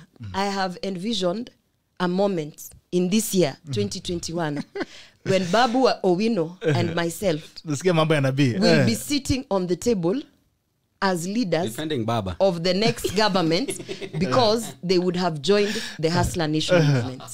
Wilbaro itabeba machungwa. Na wewe na Babu mtakuwa mahali moja mkilima watu. Mimi na Babu tutakuwa kwa meza moja nikiambia Babu this is what where you went wrong, this is hata mimi nirudi kwa pastor. Hii mambo ni aziaze imenishika. Now I'm going to take there's a question you asked me about the fuel issue. First of all, respond to the video. Then after that we take a few calls and then. Number one, to respond on Gloria's issue of the Oxford Dictionary. Gloria said that I mentioned Oxford Dictionary. Why did I mention this? Because it is school that made me mention this. And Gloria is schooled. And a nation that does not educate its citizens is a doomed nation. Education is a very strong weapon that when well utilized, it will make a nation grow. Remember Lee Kuan Yew of Singapore. How did he grow? How did he develop Singapore? Through education. Lee Kuan Yew was taking its citizens to get educated in America. Then recalling all of them, bringing them back home to use that knowledge, the ideas to grow that nation. When I mention Oxford Dictionary, means that we need education. We don't need wheelbarrow. You would rather buy a pencil, which is less than 500 shillings, to a child, and buy a book to a child, which is 200 shillings, rather than buying a wheelbarrow, which is 5,000 shillings, and is not going to change the life of that child. So to me, it's about education. That is what I was trying to enlighten about the issue of the Oxford Dictionary meaning. And there is no any other dictionary meaning. not unless we are still in the Stone Age period where we were using the scrolls, the parchments, the stone tablets, where we want to misconstrue the meaning of things. Yeah. But with that as it may, coming back to the issue of the fuel. Yes. And you've seen the video. And we've seen that video. Genuinely speaking, this is collective responsibility. Number one, were it not for the money that was stolen by certain individuals in this country. Taxes. I'm coming there. I'm coming there. I'm coming because there. Now you have changed the narrative. I'm coming there. Right. Why it not for the money? Why it not for the money that was stolen from this country by certain individuals that we all know? Taxes would have not been raised. Taxes would have not gone high. Common mwananchi would not be feeling this pinch. Why it not for those monies that were stolen? Number two, you've seen me in that video jumping on a chair in parliament, shouting and saying that taxes not to be increased. You've seen me there. so be talk. I want to tell you. Spin master. I want to tell you. No, you've seen it. I want to tell you that this idea of the fuel prices. So you're not in government. Meeting. So it means you don't listen to Baba. I wasn't in that meeting. You don't listen to Baba. I wasn't in that meeting. Number one, when Baba told I don't remember when that meeting was held. So, genuinely speaking, Baba, as we claim that is in the government, Baba has no CSS. Baba has no cabinet secretaries, no principal secretaries, and probably there are no CAS that belongs to Baba. And any other person that Gloria might think of probably is Uhuru's friend. David Osiani. David Osiani is a national figure who was at the helm of student leadership in SONU and was known by President Uhuru Kenyatta before. So he is Uhuru's friend. It should not be construed to mean that he's not Baba's friend and he's not Baba is ally. No, David Osiani is in ODM. Is in ODM. Yes. But Raphael Tuju also used to be in ODM and is a Secretary General of Jubilee.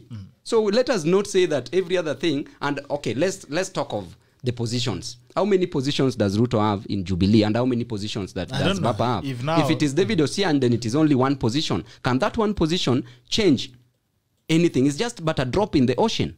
So let us not lose the forest because of the trees, my sister. Let us not lose the sight of a gazelle because of a dashing squirrel. Babu is spin master, my friend. Spin master. I really appreciate. Thank you so much for the guys who are still watching. Keep sharing, keep pushing. Watu wanauliza Sudi iko wapi? Sudi ndege nasikia lichelewa kidogo, akatuma Gloria. Akasema Gloria acha kuja zungumzie. Sudi is my friend. Watu wanasema Sudi ametoroka. Sudi ametoroka, aliongea na Babu jana. Tulibonga na Sudi. Akasema Babu enda upige hiyo mambo. Ndege imepata pancha. Haya sasa asikia Sudi yako baadhi kiweza kuja, lakini huyu jamaa hata nimeogopa Babu. Lakini unaweza piga simu, nambari ni 0779 800 010 0779 800 imeandika namba simu pale 0779 800 nambari ni 0779-800-010. Unaweza piga simu uweze kuchangia kwenye mjadala. Nambari ni 0779-800-010, 0779-800-010. Bunge la Mwananchi iko wazi. Lakini kabla tunasubiri simu, naomba simu ikiingia tafadhali nitakuwa napokea as you speak. I'll interrupt where I need to. Now, nimetoka kwako. So acha nirudi kwa Gloria. Mambo ya BBI. Where do you stand in this BBI story? Despite the fact that BABU OWINO alleges that I'm a watermelon, I've always been against the Building Bridges initiative for two simple reasons. One, it does not represent the youth agenda. It really does not empower the youth. And the second reason is that there was no buy-in. We know that it was an issue of someone looking for a political platform to gain back momentum so that he could start campaigns for 2022. All right, I'll hold your thoughts there. All right. Jambo, good morning. Very quickly, haraka kwa sababu namba ni mingi. Haraka. Jambo, naongea na nani? Huyu anataka kujisikia. Haya, hello. Morning. Yes. Hi, how are you? Good. Niambie. Haraka upesi, line ni ndefu. I'm Victor from Nakuru. Yes, Victor. Shukrani kwa show. BABU OWINO, shikilia hapo kabisa. Kibim. Maordinary. Madam mwenyewe ako na shida na mambo ya serikali. Serikali kidogo lakini iko sawa. Haya, asante. Jambo la pili. Hello, good morning. Madam mwenyewe ako na shida. Haraka upesi, na tafadhali ukiingia zima nini nyuma yako. Good morning. Good morning to you. Good morning. Yes. Good morning, Bitok. Salama sana, ongea na nani? This is Gonza Godero from Umoja. Okay. I really appreciate your show, and I was very up early in the morning to listen to the Honorable BABU OWINO and Oscar Sudi, and putting it. Daktari yako fika. Yeah, but I think the issues you are talking. Pongezi BABU OWINO I'm from EMBAKASI. Thank you, bro. You are doing a lot of work. Thank and you. I would appreciate everything you are doing. Thank you so much. Asante sana. Karibu sana. Masikia wananchi ndio hao wanazungumza. Na wengine wanataka kujisikia pia huko nyuma wakiongea. Bado ni sawa. Hii ni Kenya yetu. Tunasalimiana ya BBI, kila mtu lazima unganishwe. Haya, jambo. Good morning. Good morning. Good morning to you, sir. Yeah, my name is Matthew from Eldoret. Yes, Matthew. Yes, I just have one question for Gloria.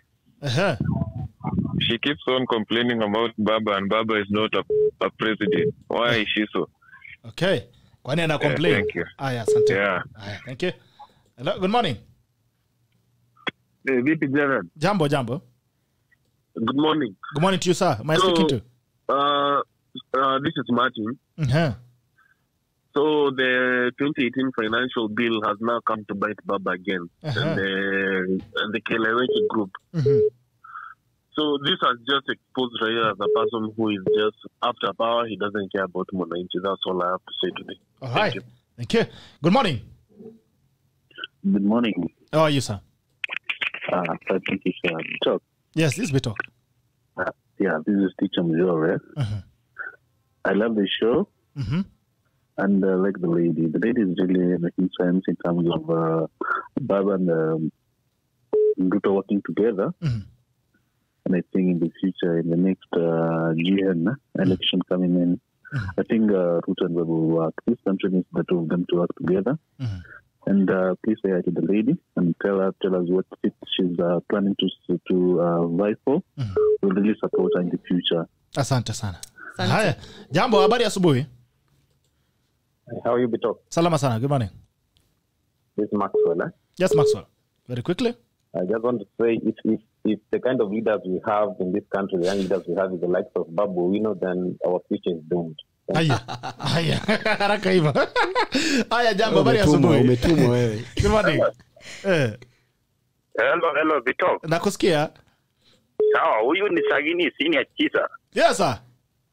Haya, nasema katika hiyo nini chabu mnazungumzia ni kama Babu is an intellectual. Yeah, ni intellectual. Thank you. It's an intellectual na ananijua vizuri sana. Haya, anakujua. Comrade Tibin. Yes, bro. Hello, Babu. Yes. Usalimie na mwambie. Yes. Sisi tuna support this ideology. Wilbaro is not our... Asante sana. Haya, jambo, habari asubuhi. Unaongea na Gilbert. Yes, Gilbert, very quickly. Dadi, tuko hapa, sema Dadi. Mwambie Babu. Awaje kuspin sana. Awaje kuspin sana. Anasukuma zaidi. Those are facts, not factoids. Those are facts, not factoids. Spin master. Haya, jambo, habari asubuhi. Good morning. Bwana Gerald, good morning. Salama sana boss, niambie. Wewe ni Vitori. Yeah. I have a question to BABU OWINO. Very quickly. Anasema kwamba kama haingekuwa pesa kuibiwa, tax haingepanda. Ya fuel. So ni hakikisho ipi yako nayo kwamba leo iwapo itapandishwa haitaibiwa tena? Haya, hii ambayo imepandishwa haitaibiwa tena. Kutoa Ruto haitaibiwa.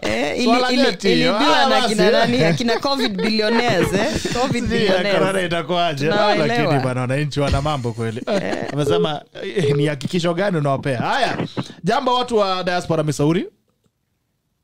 Hello, hey. Hey, how are you, sir? I'm doing good. This is Victor. This is who? Victor. This is Victor, yes. Haya, sukuma haraka bro. I have one question to BABU OWINO. Yes.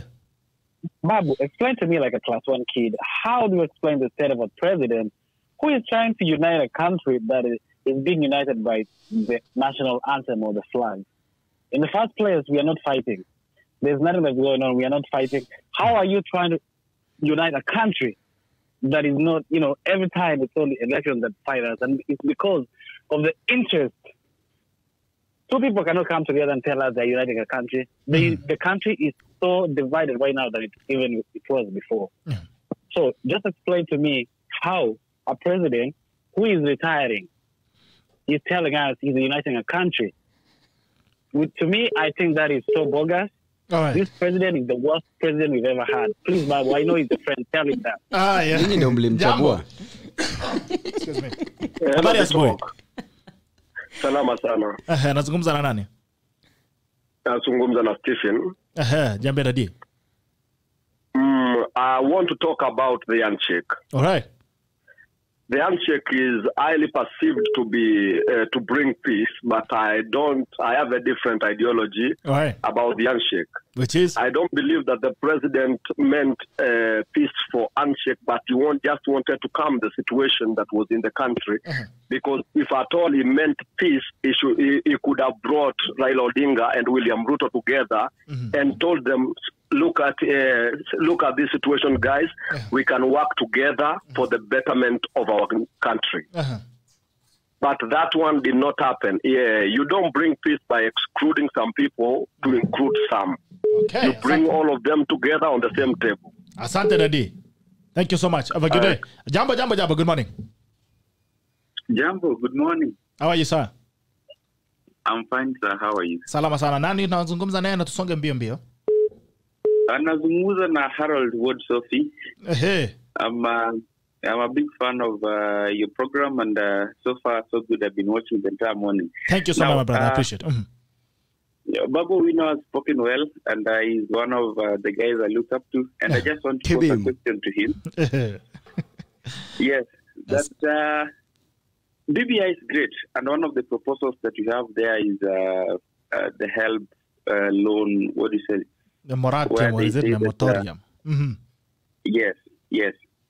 I would like to ask him another question. That he's still the de facto student leader of all universities in Kenya.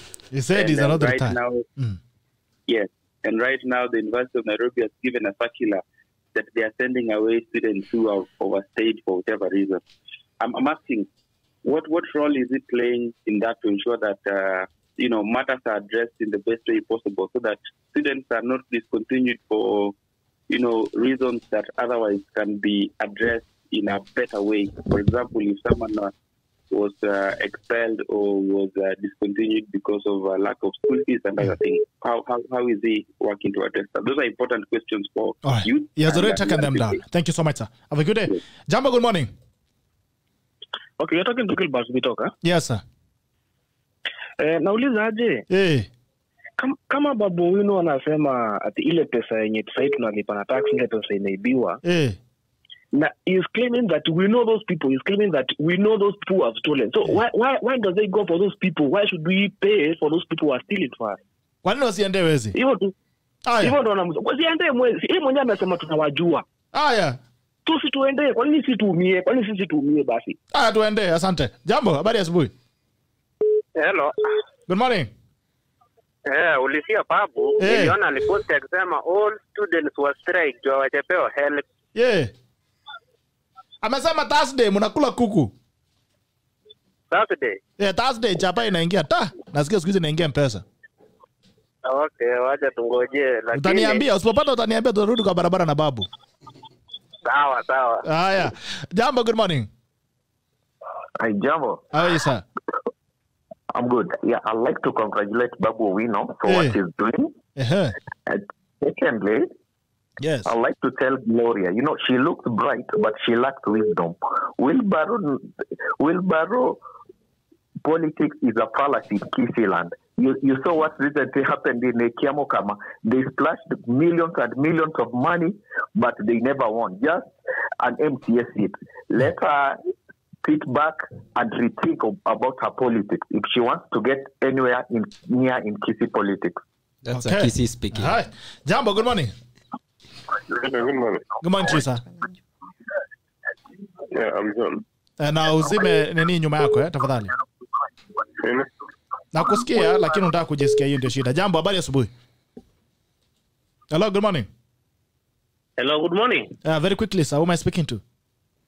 Yes, you're speaking to Collins Ondil. Yes, Collins.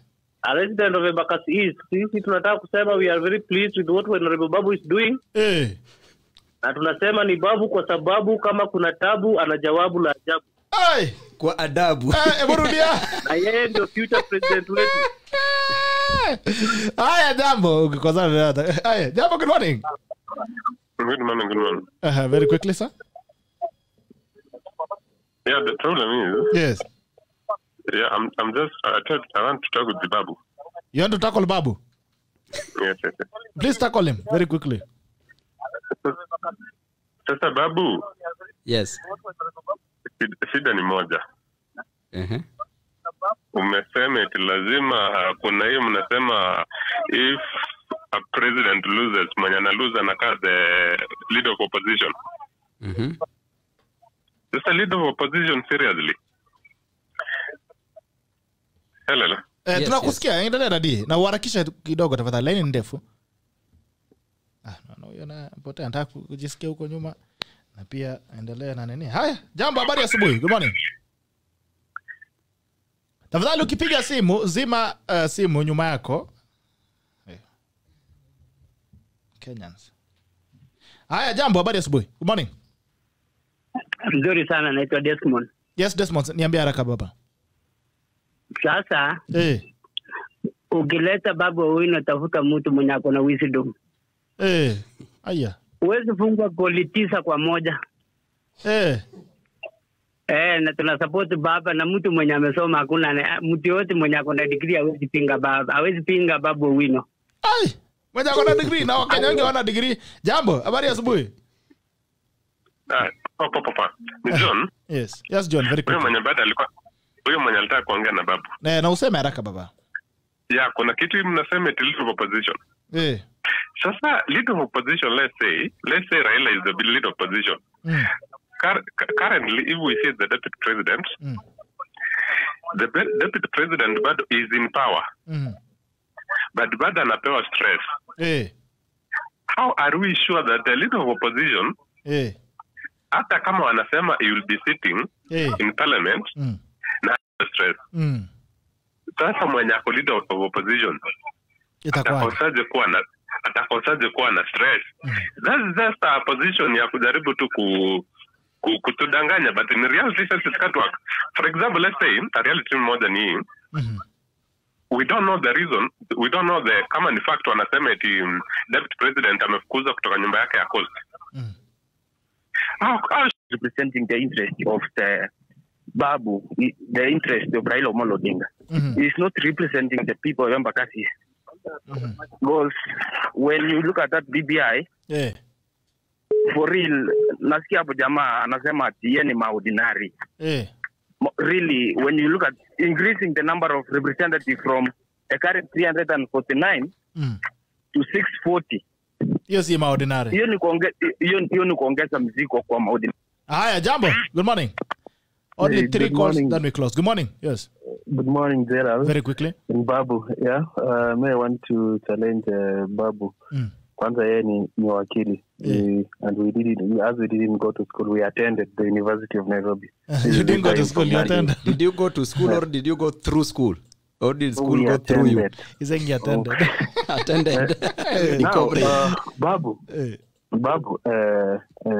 we should avoid this political brinkmanship. You unajua ni wakili. Kenya hakuna constitutionalism. That is the problem. BBI is not a priority. Yeah, you know, Babu as an intellectual. Yeah, you should be able to guide the people of Kenya and the country of Kenya, the youth. Yeah, why do we need BBI now? Look at the situation of the economy. Yeah, look at the situation. Kenya is taken to the dogs right now. The debt ceiling, you know where it is, and you want to convince us, you want to tell us that we prioritize BBI. Okay. Why don't we avoid? Hata kama minajua uko ODM sababu ni baba ako huko. You know he has been made a political demigod. Why don't? Asante. Jambo, habari asubuhi. Hello, asubuhi sana njema kabisa. Babu. Yes sir. Nataka niongee kwa siasa namna hii. Haraka. Hii Kenya tutatembeshwa na wheelbarrow namna hiyo. Penye Gloria anasema. Hii siasa Ninataka tu Babu tu akuwe president 2027. Hii jina tunaachia tu Raila Amolo Odinga 2022. Alafu tunasema ni Babu Tialala. 2027 ni Babu Tiarara. Sama kama Obama. Yes mara moja. Alafu yes nataka kuzungumza kidogo. Sasa yani huko mazungumza basi haraka. Ambia Glory namna hii Babu Glory Babu is a weapon Nyanza. Asante. Haya, Babu is a weapon. Unataka kushika tena Babu na umetoka kotini. Jambo. Yes sir. Good morning. Good morning to you sir. Babu ni rafiki yangu sana lakini sasa itabidi mmekosana. Kuna kitu moja haelewagi. Hii wheelbarrow ni Range Rover kwa mtu. Yes. Wanabeba matunda anauza anaenda analisha familia yake. Good day. Sisi tuko hapo kwa wheelbarrow. Sawa. Pano wheelbarrow. Haya jambo. Good morning. Hello Bito. Yes sir. Me again. I just wanted to put a point of information to Babu. Yes. You cannot mention the existence of ODM without mentioning the existence of William Ruto. Is a de facto leader outside who formed ODM. Number 2, we need to remove that orange as their sign and put the wheelbarrow. What will he tell us? Because I think he's overthinking about the wheelbarrow. Haya, tutoe machungwa. The way they are giving people oranges, William Ruto is giving out wheelbarrow. This is as simple as that. They should stop overthinking. Okay. You should stop overthinking. Amesema hivyo. Haya, asanteni kwa masimu. Nikiendelea kupokea simu taongea siku mzima. Tuko na tayari na dakika 20 ambayo imebaki. Napea kila mtu 10 alafu tunafunga. Sijui nani anataka kwanza. Ladies first. Unajua Babu anasema ladies first because ameandika notes pale. He's going to refer and he's about to turn this into a YouTube video. I was just he's writing about the to turn it questions. into a YouTube class. Zungumza Gloria. I think I don't want to Babu atakuwa rais. I don't want to belabor. Zoea rais wako mapema. Babu needs to clear his legal things first. I don't want to belabor the point of wheelbarrows and what because as I said is a symbol, and for the first time in the history of this country we are actually talking about people in the slums. We are talking about watu mashinani. We are talking about farmers. We are talking about people in the markets. So we must appreciate that we have already brought them to the forefront, because that would have never ever happened if we never introduced the idea of the Hustler Nation movement. Pale nimesikia mtu aliniuliza swali akasema ati uulize Gloria kwani sijui ni wheelbarrow itampeleka wapi ama I think that was the question. Ati kama mimi nilipewa wheelbarrow. The point is, like someone has rightfully said, kwako, I don't know what car you drive, talk, but I assume you drive a German machine. That your German machine, right? You hustled to get it. You hustled to get it. But unajua kuna mtu mwingine mwenye anapandanga chopa anakuangalia anacheka. Kama DP. Anakuangalia anacheka. Hata baba anapandanga chopa, my friend. Gladys Wanga only travels on choppers. Tusianze hiyo maneno.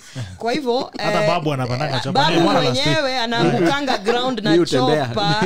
Babu mwenyewe anaangukanga ground na chopa. So you are very appreciative. Ukiingia pale kwa hiyo German machine yako unaangalia unasema hata iko na speaker hapa iko na nini.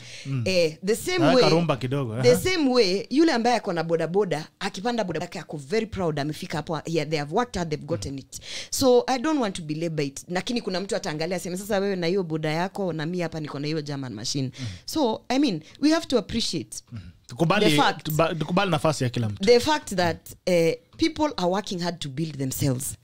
And if working hard for them means watapanda kwa hiyo bodaboda siku mzima wakifanya transfers sijui whatever it is they are doing on that bodaboda, na wachukue pesa na wakue na bodaboda zingine 5 na kutoka hapo wanunue tuk-tuk or whatever, you got to respect everybody's hustle. Hiyo kitu ya kukuja kutuambia hapa sasa mnatupatia wheelbarrow nini, nataka kuuliza kama watu wako na shida ya hiyo program ya William Samoei Ruto yenye anaenda anapatia ma DJ hizo ma disc jockey, because that's what he does. Anawapatia anawaambia wacha nikusukumie hustle yako, shika hiki tuende ukachangamke. Kama uko na shida ya William Ruto kupatia mama mboga stock ya 1 week, kama uko na shida ya William Ruto kupatiana hiyo wheelbarrow kwa yule ambaye anasukuma mandizi, tunakuuliza hivi, who has stopped you?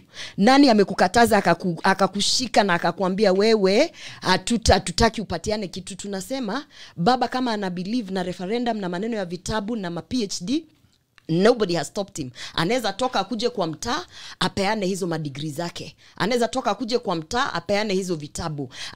Nobody has put a gun to their head. You understand? They are free to come out and do the opposite. So for now, what I want to say, I support and I appreciate any leader, whether it is Kalonzo Musyoka, Musalia Mudavadi, Raila Odinga, any leader who will come out and say, youth wanaitisha nini? Youth wanaitisha bodaboda, shika bodaboda. Any leader who will come out and say, youth wanataka empowerment gani? Youth wanasema hii BBI haijawachangamkia hivi na hivi. I appreciate any leader who is going to come in front and push the youth agenda. And if that leader happens to be William Samoei Ruto, let nobody stand here and start saying wachana na hizo mawilbaro. Wewe jitokeze upeane Range Rover. Jitokeze kama Raila Amolo Odinga, tunajua uko na mabiashara, tunajua uko na manini. Jitokeze upatiane matuktuk. Jitokeze upatiane zile mauba. And by the way, you know the funny thing Bitok is, I follow all these leaders' pages and I see the work that they do, including Millicent Omanga. There's a time she gave out cars. She was giving out cars na manini na nini.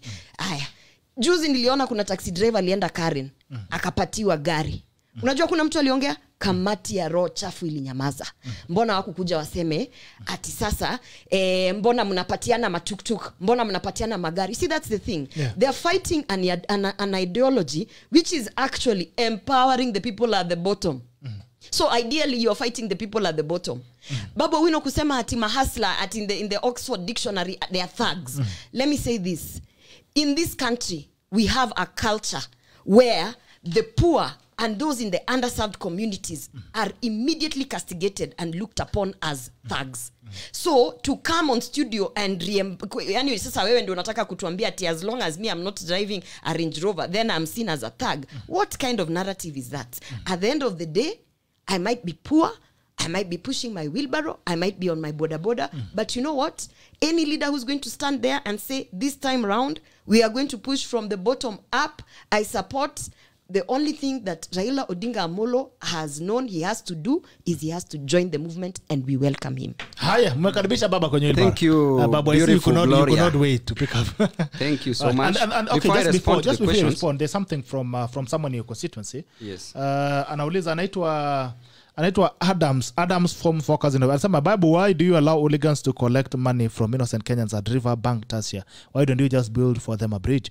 I don't know if that is valid. I have to give a disclaimer. I'll because I don't come from EMBAKASI, so I mean, I have to give a disclaimer. Yeah. Anasema watu wana collect pesa kwenye River Bank Tasha. Okay.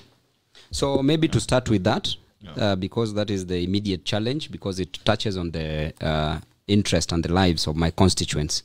So Adams, on the issue of hooligans collecting money, actually there's a bridge that is being constructed as at now. Probably it is just an opportunity that some youth have grabbed to at least make both ends meet. To make both ends meet, probably. But I'm constructing that road from stage 75, Embakasi Garrison, through Baraka, through Riverbank, through Edelville Primary School. So between Riverbank and Edelville Primary School is where we are constructing the bridge that is soon going to be completed, all the way to Jacaranda roundabout. So tarmac has been, the road has been tarmacked up to around Riverbank. So only a small portion is remaining, and soon, whatever we are experiencing will be a thing of the past.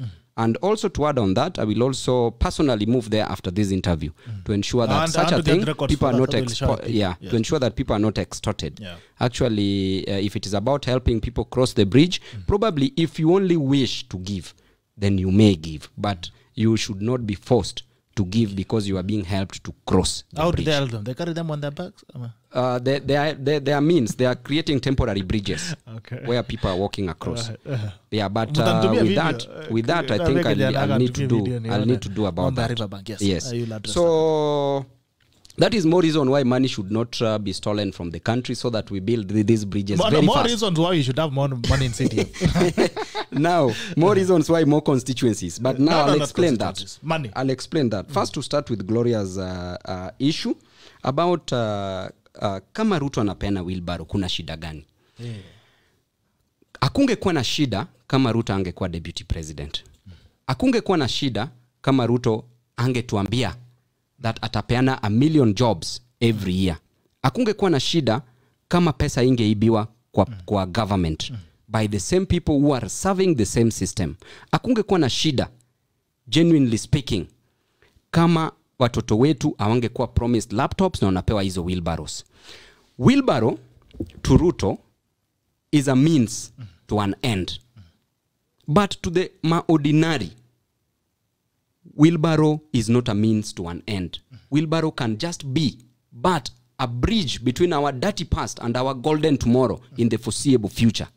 To me, as I view this wheelbarrow narrative, is totally different. Why? Because giving a person wheelbarrow who is doing construction is not a problem, only at a construction site. Or probably that mama mboga who is using wheelbarrow to sell tomatoes may not be a problem. But giving a wheelbarrow to tell that person that your future now is this wheelbarrow.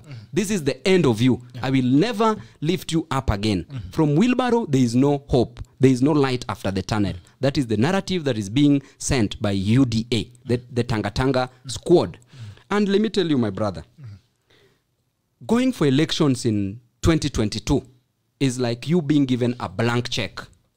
Bitok, Gloria, you are given a blank check. Fill. Go to a showroom and buy a Mercedes Benz. Then when you reach the showroom, you fill the check and you buy a tuk-tuk. Then you expect this tuk-tuk to behave like a Mercedes Benz. Electing Ruto in 2022 is like buying a tuk-tuk and expecting it to behave like a Mercedes Benz. Now, I've finished with that. The issue of Gloria also mentioned that BBI is of no interest and benefit to the youth in this nation. There were proponents in 2010 who were opposing the current constitution, who gave birth to devolution. And we know because of devolution, bursaries have been given. Because of devolution, schools have been constructed. Because of devolution, we see hospitals and medicine being given, although it's not sufficient because of corruption. Because of devolution, water has been provided. Because of devolution, jobs have been given. But there were proponents who were castigating, who were fighting spiritedly the 2010 constitution. The same way Gloria is now fighting the 2021 constitution, which will soon be promulgated. My friend Gloria, I'm humbly requesting, before we go to the next election, I know and I believe that with your strength, if well nurtured, you are going to be a member of parliament. If you are let loose, you are going to lose. So Gloria, let us join hands. You know, let me tell you, it is not even for the interest of Babu. It is not for Babu's own interest, but it is for Gloria's own interest. As a lady, there's the opportunity. You said you advocate for women. Okay? So advocating for women means that there's the affirmative action that we are doing something about it in the next constitution. There's the issue of the women contesting as a governor and the deputy being a male, or vice versa. Which has a caveat called progressive. Which is okay. It is saying may occur. And force. Listen, in law, the word may means it can occur. So which means that there's a loophole for it. If they said it's not happening, then that's a problem. So it will occur. And Gloria, the way the women have raised the political temperatures, the probability is high, and it is mutually exclusive, that in 2022, a male governor is going to pick a female as a deputy, or vice versa is also true. So this issue of castigating BBI, you should just even support it because of that reason why it's supporting the women. Because of that reason. And also, the 2/3 gender rule has been sorted out. Any political party who is going to file with the register of political parties, the number of they are going to obey the 2/3 gender rule by filing the number of candidates who are going to be nominated.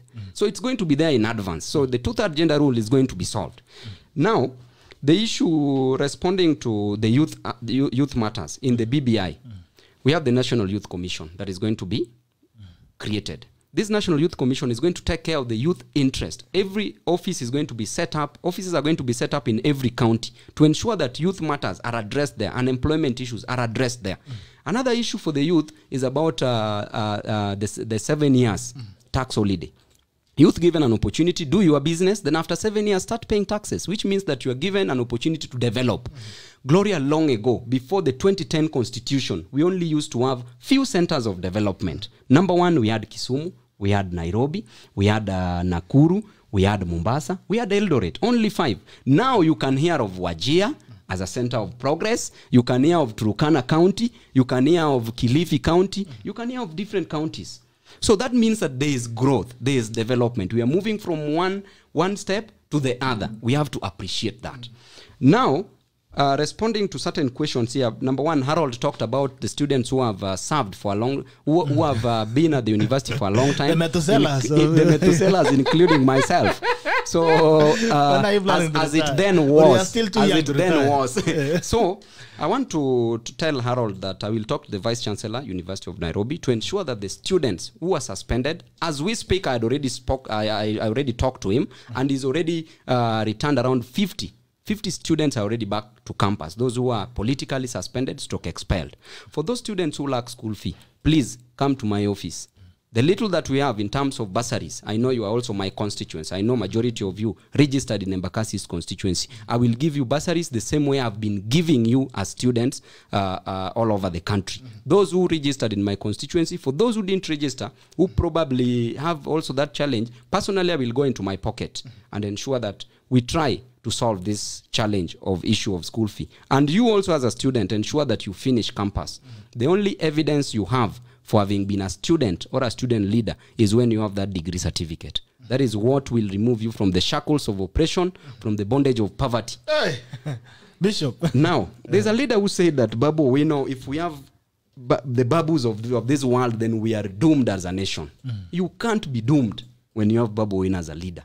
You can't be doomed when I give bursaries. You can't be doomed when I've constructed 27 roads, both tarmacked and marramed at Embakasi East constituency. You can't be doomed when I've empowered women through table banking. You can't be doomed when I gave the other day 10 million as Wezo Fund. You can't be doomed when we have 60 million budget for women to apply for loans from the women fund and 30 million from the youth fund. You can't be doomed as Babu Owino having sunk 14 boreholes in Embakasi's constituency that is now providing fresh water. You can't be doomed for having Babu Owino as a leader when we've now worked on a 14 million liter water reservoir at Embakasi Garrison that is going to supply water to the all constituents when water shall be pumped from Muranga to Gigiri, then direct to Embakasi's constituency. So you can't be doomed when you have Babu as a leader.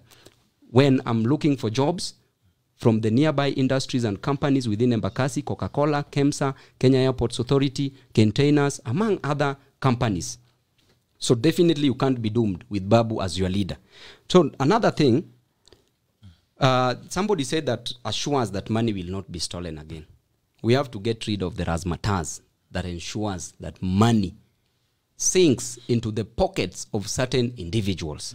Let me tell you, this country would grow. Dubai was a desert. Dubai grew from being a desert. Kenya has never been a desert. So we have hope, but let us deal with this monster called corruption. Once we deal with it, then Kenya will grow. Help issue by Thursday. Colin Sonder, thanks a lot. Now, there's a person who raised a very important point. Said that the DP Ruto is being stressed as a DP and not as an opposition leader. DP is stressing himself because Baba came with an intention of not destroying the marriage. Baba came with an intention of giving an opportunity to the Jubilee government to ensure that they work as per their manifesto. That's why he shelved his ambitions. And the person who said that Baba is selfish is very wrong. Because Baba in 2007 shelved his ambition of being a president and left and became a prime minister. That's the time we saw Kenya growing economically at optimum level possible. Then we saw so many changes within that period. Then in 2013, Baba shelved his ambition. 2017, Baba said, it's not about me being the president. I can leave it. But I can shake Uhuru's hand to give him time to work. They were given time to work. But did he have to unshake? Why did he just stay at home and wait for Uhuru to work? You see, we needed peace in this nation. Okay. We didn't want fights. We didn't want political animosity. We didn't want to lose lives and properties. We wanted a stable environment, a conducive environment, an enabling environment where people could do their work, could go for their businesses, and children could go to school, and every other person could move, could locomote easily. Now, locomote very quickly. There's an economist, and I love this person. He talked about politics is a game of interest for the people, that I'm not representing the people of Embakasi East. You've heard the people calling and they've said, let me tell you, my role, my inherent right is to protect the inalienable interest of the people of Embakasi East constituency religiously and also spiritedly. And you've heard them calling and giving testimonies. So that, and again the Economist, another one said that this issue of money, that there can be a constitution, the issue of the constitution, they said that there is no constitutionalism. Yes, there can be a constitution without constitutionalism, without the spirit. The constitution is just the document. Spirit, yes. The constitution is just the document. Constitutionalism is implementation of this constitution. Now, as a nation, as leaders, yes, we've implemented part of this constitution, but not fully. So what do? Let us encourage ourselves as citizens and also as leaders to ensure that we implement fully all the state organs, all the arms of the government, to ensure that they deliver to it to their maximum possible. So another economist talked about money, increasing the number of MPs, the effects. Exactly. They said increasing the number of MPs will increase the wage bill. Let me tell you. Number one, cabinet secretaries or ministers shall be appointed from within parliament. What does this mean? That the salary that a cabinet minister was earning, a cabinet secretary was earning, he or she will no longer earn that money. But the MP will be appointed a minister, will earn a salary as a member of parliament, and probably an increment allowance for the increase in the responsibility. There's responsibility allowance. Only that, but that salary will be shelved. So any other thing that was lying in that ministry will go down, because that ministry will be monitored by a person from within parliament. Okay. Another thing, how this thing will reduce, increasing MPs means that money, means that increasing constituencies. Increasing constituencies means that there will be an increment of money in those constituencies. Now we receive around 100 million. If we increase constituencies, means that more 100 millions will be reaching common mwananchi. So if you never used to get bursaries, you will get. If you used to get little, it will be increased. So if schools were not constructed, more will be constructed. Matters securities will be taken care of. Matters roads, even at the ward level, will be taken care of. And increasing the number of constituencies means increasing jobs. How does this increase jobs? Because people must be employed in that MP's office. That common mwananchi, that maordinary. And even, what is the problem of giving an ordinary man a job as a member of parliament? If Babu was in the slums and stayed there in the slums, would we be happy? Suppose Babu now, and he is a member of parliament, Gloria is going to be a member of parliament, courtesy of the new constitution. What does that mean? That we are giving her an opportunity. What do you mean I'll be a member of parliament courtesy of the new constitution? Meaning that in this current constitution I cannot be a member of parliament. Correct yourself. Correct yourself. You need to think. They are member of parliaments in the current constitution of 2010. Are you saying that no women are sitting there as members of parliament? Have you finished to explain? No, that is, now I think now let me explain what I meant. What did you mean? I meant that there is going to be a new constitutional dispensation. So she won't serve in the 2010 constitution. She will serve in the 2021 we have allowed constitution. Him to sell the BBI. To finish, then I give you. Yes, so the effect of increasing the number of MPs. You was actually responding to these questions. Effect of increasing number of MPs means increasing jobs, means increasing opportunity at the ground level. Okay. And I always say, when there's money at the ground level, that is now where I agree the bottom up. It is not the Tanga ideology. The bottom up ideology came when there was the Great Depression in the United States of America, when the economy was shrinking, when the economy of the United States was assaulted, when it was bleeding. What was the solution? The solution was inject more money into the system from the ground. When you inject more money from the ground, money will rise up to the top level. How will it rise? Mama Mboga at the ground level or Maordinari at the ground level will go to a shop and buy a packet of unga. Then many of them will buy packets of unga. Then that shopkeeper will increase stock. With the increment of stock, let me just explain it. I finished it 1 minute. Let me explain to you. You may not understand down up. So I'm bringing it to you economically. A minute sharp. So that person, that shopkeeper will increase stock. Then having noticed that stock is running away, demand is high, supply is going to be high. When supply is high, the shopkeeper will run to the industry, to the manufacturer. Who was manufacturing 1,000 bags will now start manufacturing 2,000. With the manufacture of 1,000 extra means that more jobs will be created for people to manufacture those 1,000 extra. Then with that, also the person, the manufacturer, the industry, will also communicate to the farmer to plant more, to produce more. With the production of more, it means that farmer will also employ more people to help him farm. That is jobs created, money is trickling. So at that level, when the high demand, the aggregate demand meets the aggregate supply, okay? At the equilibrium price and equilibrium quantity, we reach what we call the macroeconomic equilibrium, where a country is now growing. That is what now we need to introduce what is called the leaking basket concept, all the trickle-down effect. Hi. Gloria. You know, I get upset when I go to these forums and I listen to young men like BABU OWINO try to water down the gains that we have made as women. When someone sits here and says that the GLORIA ORWOBA will be an MP courtesy of the new constitution that we are trying to be, are you trying to say that the constitution 2010 was not propagating for the 2/3 gender rule? Are you trying to say that the current constitution that we have, women cannot vie for this kind of seats? See, these are the people who we really must be very careful. Na hiyo kizungu yote yenye ameongea, I want to ask one question. 640 member of parliament, 640 members. How is that empowering this country from the bottom up? Now, let me answer that. No. I think he has. I think Babu. No. Actually, can I just rephrase? It is not a question for him. Hata kama sikwenda shule nyingi, kuna kitu inaitwa rhetoric.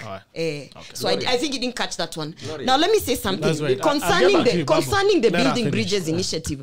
Babu actually said, you know, I'm not understanding why Gloria is not supporting this thing, and yet we're going to have one woman senator, at least tumeongezea. Then he talked about that if you're running as a governor and you're a man, then definitely the deputy is going to be a woman. I want to really be very straight about this. You're being lied to. Because if you read the bill that do you know that they're trying to say that if you're going to be whichever gender and you run as governor, then you must pick they're not saying you must pick, they're saying that we are going to try and coerce you. The same way they said in the 2/3 gender rule, we will try and progressively ensure that the other gender is represented either on the deputy. So it does not give you any guarantee. It doesn't give you any guarantee. Now when you say that I should support it because women are going to, now we are saying we are going to have one woman senator and one male senator. I've asked these questions before. Yes, we are going to have body count of women senators. Are you going to give them an affirmative women action fund? Do you know that the women rep position that is looked down upon at least has an affirmative fund? It has a fund where you can actually do projects, you can push that agenda for the women. But now when you say you're going to just bring women in Senate, what are they going to be doing in Senate? You understand? What is the quality of conversation they're going to have when you're going to have over 600 people sitting there? And then at the end of the day, they're taking women to the Senate. But as BABU OWINO correctly said, is that, do you know that now the cabinet is going to be picked from the National Assembly? The National Assembly, meaning the members of parliament, meaning all the women that we are now going to dump in Senate are actually going to be excluded from participating in any chance to be picked as cabinet secretaries. So surely, are you now saying that this Building Bridges initiative is supporting women really? You know, for a very long time women tumekuwa tukifanywa hizi mchezo. Oh, kuna hii kitu ya 2/3 gender rule. How come we are sitting in 2021? We just celebrated 10 years of the constitution, and the goodwill from the National Assembly, from the president, from all these people that you are now bringing to the table to unite Kenyans with the BBI initiative. How come they never implemented or pushed to implement the 2/3 gender rule? The same people are now coming to tell us, don't worry, you know, you can have constitutions, but we need to encourage constitutionalism or whatever, nini. How sure are we that whichever other thing that they come and draft and put to the table and say, tunaangalia maslahi ya wanawake, how sure are these the same people we should trust? Now, he talked about the youth, and I'm glad that for this day, we are going to speak on facts. When you're talking about the tax breaks and HELB, BABU OWINO has sat in studio and actually said that the moment he realized HELB haijatolewa, himself alienda akaongelesha nani? Akaongelesha minister. na akaambia minister ni aje watu wangu wanasumbuka, na himself amesema by Thursday watu wataanza kukula kuku kwa sababu hiyo pesa imefanya nini itapeanwa. Now that is the power that a member of parliament of Embakasi East, a member of parliament, not a senator, not a governor, not a cabinet secretary, not the president of this republic. That is the power that a member of parliament has to actually ensure, because he has the goodwill and he is pushing for the youth agenda, that they ensure. Now let me ask you something. We do not need a constitutional reform for our president to give the tax break. We need a letter. We do not need a referendum for the president to say help tutawapatia kama ni period of 4 years or 5 years. In fact, Babu Owino asati and said the moment alisikia watu wakilalamika alienda tu kwa CS na akaambia CS ni aje changamkia hii story. Hiyo story saizi by Thursday watu wanapewa pesa zao. So do not come and tell us that this initiative is bringing so much. We are sitting here as hustlers, as commoners, asking ourselves. We have read, personally I have read the Building Bridges initiative 3 times, 4 times, 5 times. I've debated on this issue, and I have clearly marked out the issues that are legislative ndio tunakaa hapa na MP, yani kumaanisha wakiingia pale kwa bunge they can sort those issues out. We have marked the issues that are administrative, which can be sorted out by those appointed people, and we've also marked the issues of constitutional issues. So me, being the person that I am, having read that report, I said there are things that I support. For instance, I would say I am very much of the idea that finally government is understanding in order to create jobs, you have to push social enterprises. In order to push social enterprises, you need what? You need hubs, you need incubators, where people can actually have a period of up to a year because they don't have an office. I support those kind of things which are in the BBI. I actually also truly, genuinely support the fact that there was an attempt to sort out the youth agenda. But when you talk about the National Youth Commission, which Babu Owino is proposing, saying kutakuwa na maofisi kila mahali, kutakuwa na representative kila mahali, Babu Owino is in the National Assembly. He knows that we have the National Youth Council led by Royce Sosaka and that youth cartel that I keep saying they've been youth for 100 years. And they know that we have offices. They know that we have offices everywhere. We even have a board that sits there and actually sits and nothing has happened. It has not addressed the issue of unemployment. It has not addressed the issue of the fact that youth are underrepresented in this political arena. And then he said that he does not have a problem with William Ruto giving wheelbarrows. But William Ruto should have come out from the beginning and said that if I become the whatever, I will give. I want to ask a question. Why are we asking William Ruto about computers that were promised by the Jubilee government? Yet we have a sitting, active, and very passionate president who ran around this country and started telling us he's going to give our children. Why we not? Babu Owino wako kwa handshake. Mbona wajenda? In fact, the other day nilisikia wakirudishiana maneno huko na president wakisema unajua ilikuwa kitambo, sasa we are friends nini, which means he has a direct line. Can't he pick up the phone and ask the president, who now they've been shaking hands with, and ask him ni aje zile ma laptops mulibeba aje? Because at the end of the day, which Babu Owino knows, and he might not admit in studio, as a deputy, you are deputizing the person who has the full autonomy and the full instruments of power to do anything in this country. And who is that person? The president. Which is the reason why that handshake was not between Raila Odinga and William Ruto. Because William Ruto is the deputy president. He is the deputy of Uhuru Kenyatta. That handshake had to be with Uhuru Kenyatta. So if we are going to talk about the things that the Jubilee government promised, we should be looking at Uhuru Kenyatta and asking him, niaje laptops, niaje stadiums, niaje zile pesa mulikuwa mnasema mtapatia 1 million jobs. I must appreciate the fact that in terms of creation of jobs, they really tried. When the Big Four agenda was being pushed and they were pushing for affordable housing had nothing to do with the housing itself. It had everything to do with employing the youth who are in construction, the youth plumbers, nini, wale wako kwa hiyo sekta yote ya kujenga manyumba na, the domino effects. And they had gone very well. In fact, when they were launching those houses there in Ngara, you can be sure the National Construction Authority will tell you that they had already partnered with thousands and thousands of unemployed youth who are now, they had been certified and they were now being given jobs as a sort of as contractors for that housing project. Then what happened? I can tell you, 2 days after they were there launching the houses in Ngara, the handshake happened and we ditched the Big Four agenda. So at the end of the day, let us be very, very sincere. William Samoei Ruto is the deputy president of this country. The same way Bitok, sisi tumekuja kwa hii studio, wewe ndio host, sisi ni co-host. Sisi ni co-host. Nikijaribu kuambia babu unaniambia wewe nyamaza kwanza, sijakupatia wakati, nina nyamaza, right?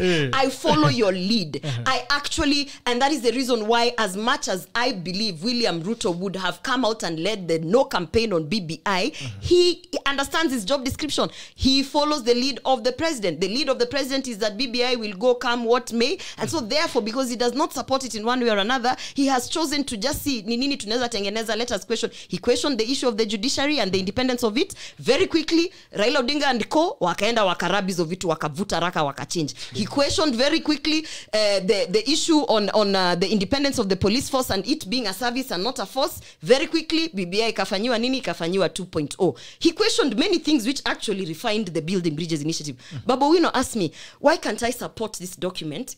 Because there are one or two things that are good. And my response is this. I have said, you cannot force a whole pineapple down my throat when I'm telling you I just want to eat the crown. So you give me multiple choices and you will see that I will support the things that I like. And those are the reasons why when people come here and say itapita whether referendum or not, si tumewaachia. Si mupitishe sisi tumalize vitu zenye tunataka kufanya. We are tired of being threatened. We are not interested. Now, guys. As I finish. As I finish, there are a number of things and allegations that Gloria has made. We have done 16 minutes. Gloria, I want to educate you. Number one, when I talked about you serving in the 2021 constitution, I meant that is the new constitution that is going to be promulgated, and you will serve under that new constitution, not the 2021, because it will no longer, not the 2020, because it will no longer exist. Second, education. Presidency means president and the deputy. So when you eliminate, they were elected as a body. We did not go for election of president and separate with the election of the deputy. They were elected as a body, as a unit. Therefore, they must serve as a unit. Running away from this responsibility is being a coward. Running away from what you had promised Kenyans is being a coward, just because you want blames to be shifted to an individual. The next one, you talked about parliament, that ministers will be chosen from parliament. Another education coming along, Gloria. Parliament means the Senate and the National Assembly. It is very clear. They said the National Assembly. It is a bicameral. Have you read the bill? I'm just correcting what you said. No, I said the National Assembly. Can I finish? And it is a fact that the senators are not going to be. No. But it is a fact that it's the National Assembly. That is members of parliament. We have a BBI document here somewhere here. Yeah, we have anyway, it. Proceed. Okay, let me finish my point. You talked about National Assembly being the parliament. Parliament is bicameral, which is parliament and the National Assembly. Okay.